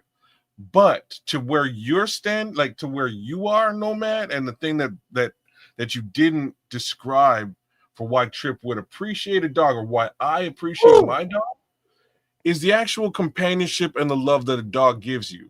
It's second to none. When you walk in, oh boy, like, okay, so like when you walk in the door, your dog is about it. Your dog comes to see you, bro. You walk in the door without a dog, ain't nobody coming to see you. Nobody cares. Most of the time, your kids ain't. If your kids are at a certain age, they don't care. You walked in, hey, dad. You know what I mean? They don't give a damn that you walked in the door. Your wife might give you a kiss. She might be doing something else. Your dog will be at your door every single day with something, and he's like, "Yo, what's up? What's up? What's up? What's up? What's up? What's up? What's up? What's up? What's up? What's up? What's up? What's up? Yeah!" And you give him a little bit of love, and that's why a dog is kind of that's why he's man's best friend. He actually gives a damn that you're there. Like if I go away for a couple of days and I come back, my dog is about it, man. So there's something else. There's a whole other aspect to all of this. It ain't just protection. There's an actual connection that you would have with a dog, very very specifically. My But now let me cat, ask you this. no Now, connection. go ahead. Cat, dog, no connection. But there are people that are not dog people that are cat people, and vice versa. So I understand the concept that it's like the emotional attachment and another warm body to cuddle or stroke with. I understand those concepts, but when it comes down to it, it's like, what the fuck are you supposed to do with this fucking thing? Get the fuck out of here. What is it? And then it's like, wait a minute. First of all, I don't want to be in a room that somebody farted that it wasn't me. And pets, they be doing that shit. It's pretty bad. But anybody can fart. You could be in any room with a person, they can fart, bro. Well, but now if you in a room by yourself, you ain't got to worry about it unless you're the one doing it. Hey, dog. Then leave the room with the dog and don't worry about the dog you farts. guys a quick They're story. the nastiest things in the world, by the way. Like One of the things, like in the wintertime, my dog, American Bulldogs, those kind of dogs don't have a thick coat. So in the winter, I've been living in cold climates, man. So in the winter, I give my dog, I put a little fat layer on him so he can have a little extra when he goes outside. And so one of the treats I used to give him, because he used to really turn up whenever I made bacon or whenever I made, like, had to make some ground beef, whether it's for some spaghetti or make a burger. And so I put a little bit of fat on the mixture of food that I would give. I pour some of that on there. And oh my God, man, that dog would just, he just loved it. And boy, but later on, bro, he smell worse than somebody daddy up in that motherfucker, man. I'm like, nothing worse. He's trying to trade it in for a goldfish. Nothing worse. It's bad. There's nothing worse than that. Like straight up and down. And he'll know it too. I'm like, hey, motherfucker, you do this. And he'll just try to man, we were having a New Year's Eve party up in my crib, and my dog was underneath the table. We're playing dominoes. There got to be 40 people, and straight up, my dog cleared the entire building out, man. Everybody's like, whoa, and kind of up. All went outside. There's 30 people on my lawn. We're all smoking outside. Forget it. You know what I mean? Just let him finish his business in there. See that little thing runs your life and you don't even know it. But y'all love it. You know, you dog lovers and animal lovers. I see that Scrolls got a doggy in his profile pic there, his avatar, whatever they call it. You know, and it's like, I get it, you know, dogs, I understand, you know, they love me. Just like you would your child, man. But FYI, 41-40, Buffalo wins on a last-second time expiring field goal. This is probably this is now the best game of the day. First, it was the Jets and Steelers, but this one just took the cake.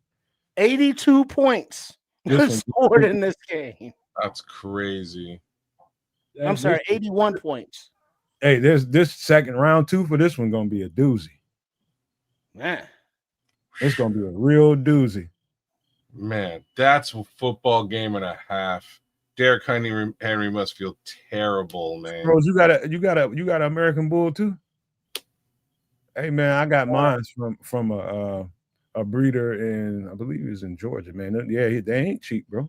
Well, that's the thing though, and a lot of these AKC or bred dogs, you know, like Rottweilers or Bulldogs, they all got issues, you know, hip issues or breathing issues or digestive issues, you know, like per breed. And it's like a car. It's like, you know, if you buy the Chevelle, you know, or a Chevette 1980, you're gonna have this issue. Well, if you get a Bulldog, you're gonna have this issue. And it's like, oh, and now you got to get insurance. You got to take them to vets, and it's like, oh hell no. it's a labor of love, man. You know, it's just like your child, man. You got to look at it kind of like in the same way, man. It's you make provisions for it like it's your child. That's just all it is, Man. too. Well, No other way to look at it. I mean, well, your child, I mean, you wouldn't put out and be like, hey, animal cruelty, come get this little so-and-so. You know, you can't really do that with your child. Yes, you can.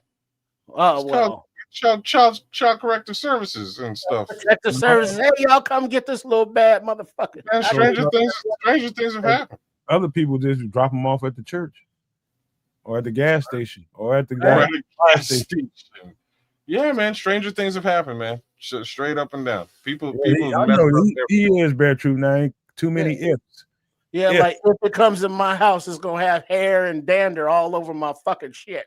So that's you straight up, bro. You sound exactly like me, bro. Like straight up. This is generally how my stance on animals across the board. And then I had kids, and they goaded their way into having animals. And here I am.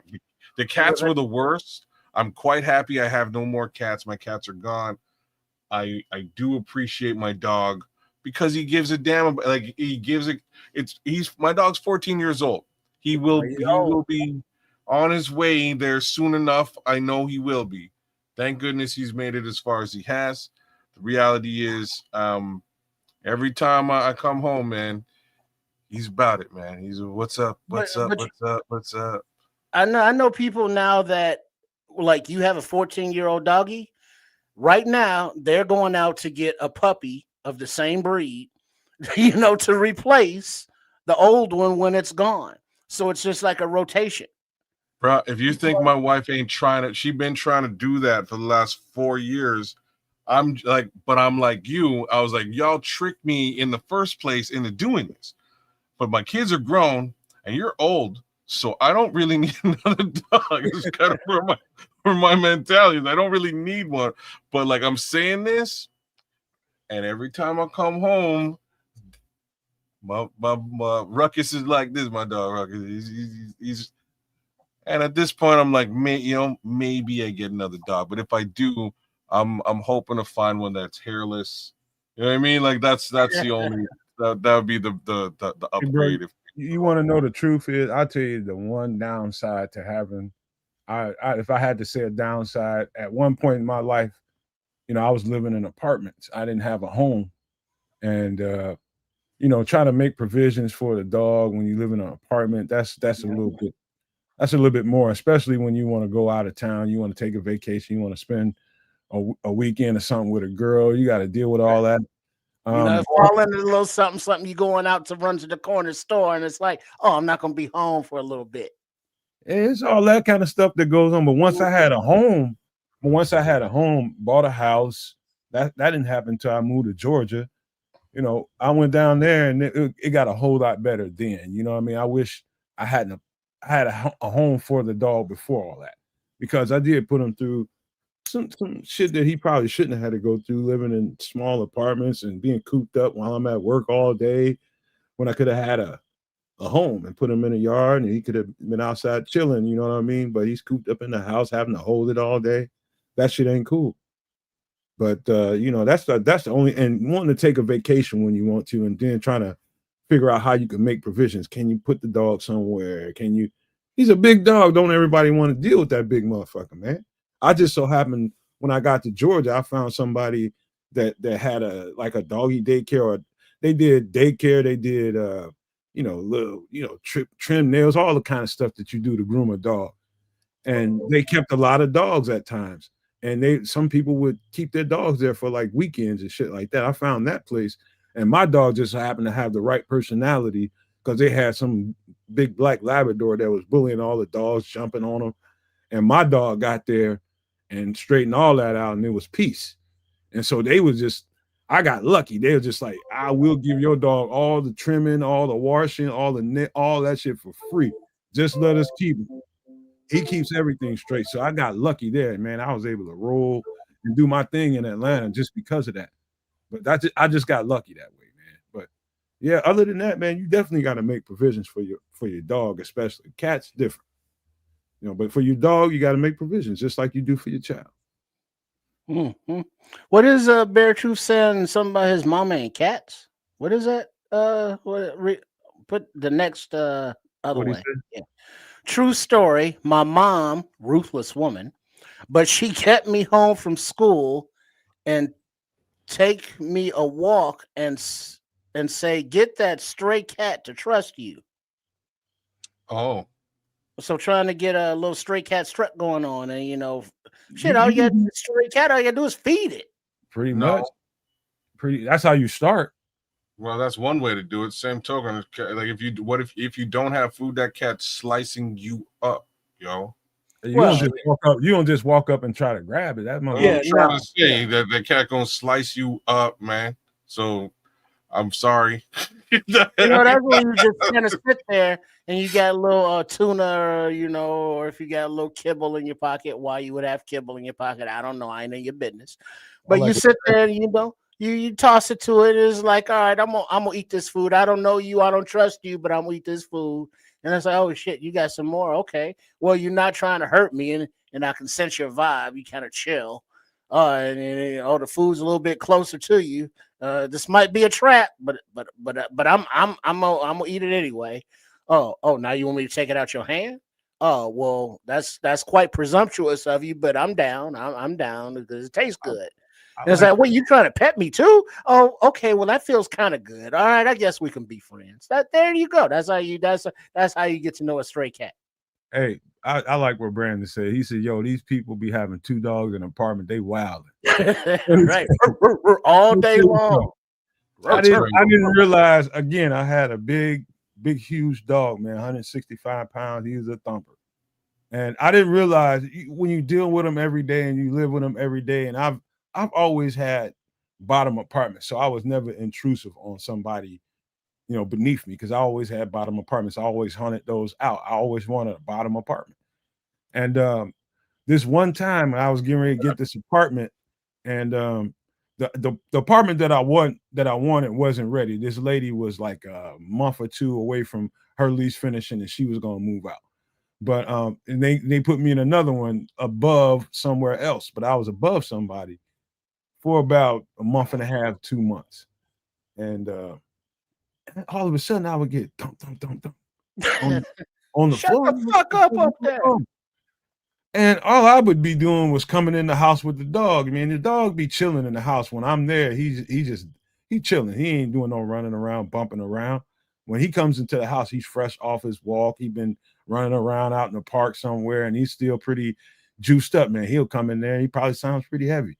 But the dude and the lady told me this is like, what is going on up there? What do you got? And it's like, do you have a dog? I was like, yeah, I do have a dog. How big is he? And I told them, and they were just like, oh my God. I was just like, is it, you hear him? She's like, every fucking step. Every fucking step. I was just like, oh my God. I felt bad for him. But, but I've been around people that have those 2 dogs in that apartment and they just be bumping and grinding all around it. That shit's too much, man. That's too much to be having going on in a fucking apartment. It's bad enough to have a dog in an apartment and you living above people. But 2 of them running around bumping and grinding, that's too much, man. You need your ass whipped for that. Well, even little dogs, little shit dogs that I really fucking hate with the it's like, stop it. Oh, bad things. But yeah, even if you got 1 or 2 of those in your apartment and you go to work or school, wherever the fuck you go all day, that dog is there. And that dog is not chilling. That dog is all day because it's there alone having that separation anxiety, and then when you get home, it's like, oh, cool.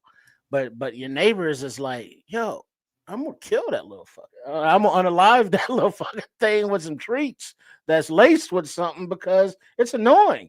And don't have a job where you work at night and leaving your dog home alone at night because ain't nobody getting no sleep because the dog is barking all damn night. And so, yeah, bad things in apartments. That's Dogs why you ever sign a lease that says you can't have a dog over like 35 pounds or some shit like that, or yeah. 40. That's why. Mm-hmm. Well, even those little fuckers with their yep. Shit, that's enough. Shit. And those can be like 2-3 pounds. You know, something so small to be so loud and annoying. Oh my God. Yeah, like Scroll said, he's lucky in his house because his dog sounds like two Russians wrestling. You know, big loud ass dog, heavy footed, heavy pawed, rather. Bro, later on, and my dog's like, before we get ready to get out of here, I gotta tell you, I ended up getting a female American from another breeder. He gifted me that dog because she took to me, and he had too many dogs. I just got lucky just to know him, and he gifted me a great dog. And immediately they had puppies. And so what's unfortunate about it is that dog got into some poison. The female got into some poison, and she passed away while the puppies was very small and still milking. And so I had to feed them all. Hand feed them. But before she passed, the two of them, when she wasn't in heat, man, they just tussled and wrestled. They wasn't like he jumped on her a little bit when she, just to let her know, like, hey, I'm the dude around here. Remember, you in my space. And all these toys and bones, that's my shit. If I let you bite and chew on them motherfuckers, I'll let you. But when I don't want you to chew on it, because I allow it. Yeah. He'll let her know. And they'll tussle sometimes about it. You know what I mean? And then them puppies came after that. Oh Lord. And I had them. I made sure I kept them for a good amount of time because their mom passed away, and I wanted to make sure that it wasn't that I was trying to sell the dogs or anything. I was never trying to do that. I was trying to get them to a good family, to make sure that they was going to be taken care of in a home. And I did that with all of them. But once I got them to a certain size, I kept them till they was like, hell, it was about 6-7 months before I got rid of all of them. But boy, you talking about doing they was destructive. When I tell you destructive, it's a good thing I wasn't in an apartment at that time, because they was all over that motherfucker, boy. It was just a war every single day. And it got to a point where I had to keep them all separate when I wasn't around. Because it's pretty damn aggressive, man. But yeah, you can't have shit like that going on and you in an apartment and somebody, oh no, I can't. Shit, even if you in a house, that's a lot of shit to clean up. I mean, literal shit. If you got it set up the right way, it ain't no big deal. Even if you got it in the yard, you just can't be leaving those landmines out there like that. You know, not if you ever have a barbecue or nothing. Scrolls is right. It is definitely hard. You got to make sure you find the right people, and they ain't out there camouflaging like they good people. You got to I went to motherfucker's house. I want to see how you going to keep these dogs. I'm perfectly willing to give them to you because they're going to be in great homes, but I want to see how you living. So I had to travel. I made sure them dogs was taken care of. Because people want to fight them. People want to abuse them. Some people want to put them in recipes. You just never know. Put them in recipes. Ridiculous shit, man. But yeah, I'm a dog, man. I'm a pet person. I'm a lover of animals, man. I think they are God's gift to us all, and we should love them. I just believe that the best you can. But if you can't love them the right way, don't get them. That's all I can say. But before we get out of here, man, let's give some shout outs and give out some pleasantries before we bounce, because we'll be back here in 24 hours. Unless. Game time, baby. We working this week, man. Sunday night, Monday night, Wednesday night, Sunday night. We all over the map. Tuesday night, I almost forgot my show. So have fun hanging out with us. You know what I mean? So come check me out on Tuesday at Keza Canuck. We're doing the Superflex Fantasy Football thing. We'll be talking about what happened across the league, including this insane game we just kind of clued into here. 41-40 Buffalo Bills over the Ravens. Outside of that, hey, Dr. Earl, good to see you, brother. Good to see you. Outside of that, tomorrow night we'll be going live and direct with our version of the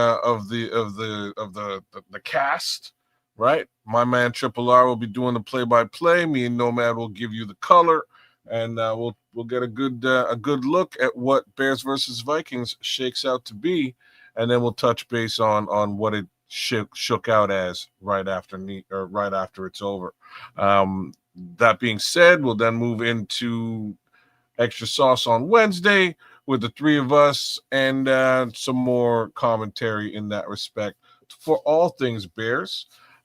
So by all means, check out my guy underneath me at Sports Chicago Style. Check me out. Give me a like, share, subscribe right here at Keds Canuck. We are multi-streaming, and hopefully tomorrow we'll be triple streaming. Hey, look at that sexy bastard. Love that guy. There he is. That's gonna be Oh. my favorite YouTube emoji for the members who want to support the Nomad Network. Is gonna be baby kids and the avatars. They get those baby cat Zerberts and then eat some of those 6 toes because they get extra toes more than enough to eat. Is it only 6? Because it could be more. One of them cut off. 6 on each foot. Yeah. Okay. Yeah, one of them cut off. You missed one already. I get those baby cat Zerberts. Hey, Trip, his fat ass got diabetes already. You got worse than that. You got mutations. But yeah, man, we gotta work on ChatGPT. ChatGPT, for your FYI, human beings only have 5 toes and fingers. Just trying to clue you in. But we'll see how she works, how she does down the road. In any event, support baby kids. He's cute as all hell, and don't look at his feet. Much like grown kids, but in any event, good to have you guys. Thanks for spending some time with us, and bear the F down. Triple R. In a scant 15 minutes from now, will be the premiere of the Monday Night Football Showdown, Bears Vikings preview, and the Sports Chicago style pregame thoughts. Coach Tripping, Chef Trips, and the man Trip himself, that cheeky little devil, share what they are looking forward to for the Vikes game. Make sure you are subscribed to the channel at Sports Chicago Style, and then Coach Tripping and Trip with Trip Kundo and Chef Trips with his own channel as well there on the YouTube. So you can find all of those links to all of the great content coming out. And as the season is here, football-wise, they're going to have the pre- and post games for each game. So look for all of the fun content. Thank you for those that have supported. And for those that haven't supported just yet, come on in. The water's warm. And it's not because of pee. Are you sure? Well, not exactly. But for the most part, it's not because of pee. Sports Chicago style. Oh, Truth 9 wants score predictions. Let's save that for tomorrow's show. We'll be live doing the show tomorrow. And we'll try to remember to get some predictions out there. Because, people like to see all that kind of stuff. I'm not really one to predict scores. That's for people that do overs and unders and all that kind of stuff. But, maybe I do have some good juju. Maybe Trip and maybe Kez has some good juju. Maybe one of us will give you a score prediction that you can take to one of those apps and make you some money or something. I'm not a gambling man, but maybe you are. So we'll try to give a prediction for him tomorrow. Give him a score prediction. We don't just pull it right out of our behinds, man. I'll try to give some thought to what I'll just tell you right now. I think it's going to be like 28-17 Bears. That's just what I think right off the top of my head. That's just what I imagine. There's just multiple ways I think we can get there, but that's what my mind tells me. 28-17. But now you got a Nomad Live tomorrow night prediction. There you go. I would say 24-17 Bears. That was only going to be me, but since you want to give it away now, go ahead. I'll go 28-14 Bears. All right. We somewhere in the 20s, I know that. And we keeping them to a couple touchdowns, it sounds like. Yeah. All right. That sounds fair. That sounds fair. Sounds fair. It sounds like it's not too much of a homeristic game. But Kedge, you're gonna ask the cricket what his pregame predictions are? Score? I can't, he's dead. I killed him. Well, I keep sorry, YouTube. I gotta get used to this new speak. That's Nomads with the cricket there. The cricket, Jiminy didn't make it. Just put it that way. I ain't got no crickets going on. Jiminy didn't make it. Oh, I'm hearing something. Yeah, I think that my window's open. That is me. Oh, okay. I know I'm hearing nature. Okay. And I had no shrooms or nothing, so I shouldn't be Are you hearing sure? I don't think so. Oh, How about I can't guarantee. my lady's off? This is her last night off. We need to get out of here. So I'm gonna say this before we leave, man. And interestingly, that we talked about pets and we talking about peace and we talking about love. I'm gonna put all of it in perspective with this. I know this. You only get so many treks around the globe. Number one, how many birthdays you're gonna get? You don't know. How much time do you have on this planet? You don't know. How many? I mean, how much time do you have left? You don't know. One thing I can tell you that I do know is pets are pure love. You're talking about peace and love in this world, happiness in this world. Sometimes a pet or an animal can remind you where you need to, where your spirit needs to be. You can be having like I can tell you right now, and I'll say this as a thank you to the last dog that I had. I'm telling you right now, if it hadn't been for that dog in my life, in the space that I was in at a particular time in my life when things was getting very, very tumultuous, I was in a bad space spiritually, man. It was just too much going on. I would just say that. And the angry side of Nomad was really, really bubbling to the surface, and bad things could have happened. Once I'm like that, bad things can happen. And I was very, very close to it, very close to bad things happening. And not to me, but me doing things to people because that anger was at that point. And every single day that I came home, and when I was in that space, I'm telling you, when I came home, that dog changed my spirit, literally. Literally. I'm not talking about almost, no, he changed me. He reminded me that if I go crash and burn for something that didn't require a crash and burn, where does that leave him? Who's going to care for him? Who's going to be responsible for him? Who's going to feed him? Who's going to do just like the decisions you make for your children? That's what that dog did for me. And it helped me grow. I had to get past that angry spirit that I had in me. I had to whoop that. I had to whoop that so I can trek forward with my damn life. And guess what helped me do that? My damn dog. And I thank that dog. I thank the spirit and the ancestors, God, whoever, for making sure I had that dog in my life. I'm so thankful for him. I might not be here talking to y'all. I might not be here. But thank God I had that dog and that pet at that time. He was in my time and he was with me for a time and in my space for a reason to get me where I need to be. And I just want to say thank you and encourage anybody that can, if you have the space and have the means and you're the right kind of person that really cares for, animals, most definitely get you one. But make sure you have the room and the provisions to care for them. I hate to see people that get pets and animals and can't care for them the right way and they end up somewhere out in the wind or who knows what happens to them. I can't stand that. A pet is a responsibility. So I encourage anybody that can and you have the means and you're willing, go grab you one, go to a shelter or something. There's plenty of pets there for you. You just got to go down there and check them out. Go pick you one up, man. Foster a pet. I'll probably do that from now on. I'll probably never buy another pet. I'll probably foster them from now on. Just go adopt one. That would be my advice to you, and that's my encouragement to you, man. It's peace, love, happiness in those animals. So I thank you all for being here, and don't forget we'll be here tomorrow night around the same time for Nomad at Night. We'll be doing a live game, in game. We'll do all that stuff tomorrow night. So we'll be here not too long from now. I want to thank you again for being here. Thank you for being special. We love you all. I want to leave you guys with these famous words. If you can think it and you can see it, there's no reason in the world why you cannot absolutely manifest it. Do not, and I repeat, do not be a prisoner of your own mind.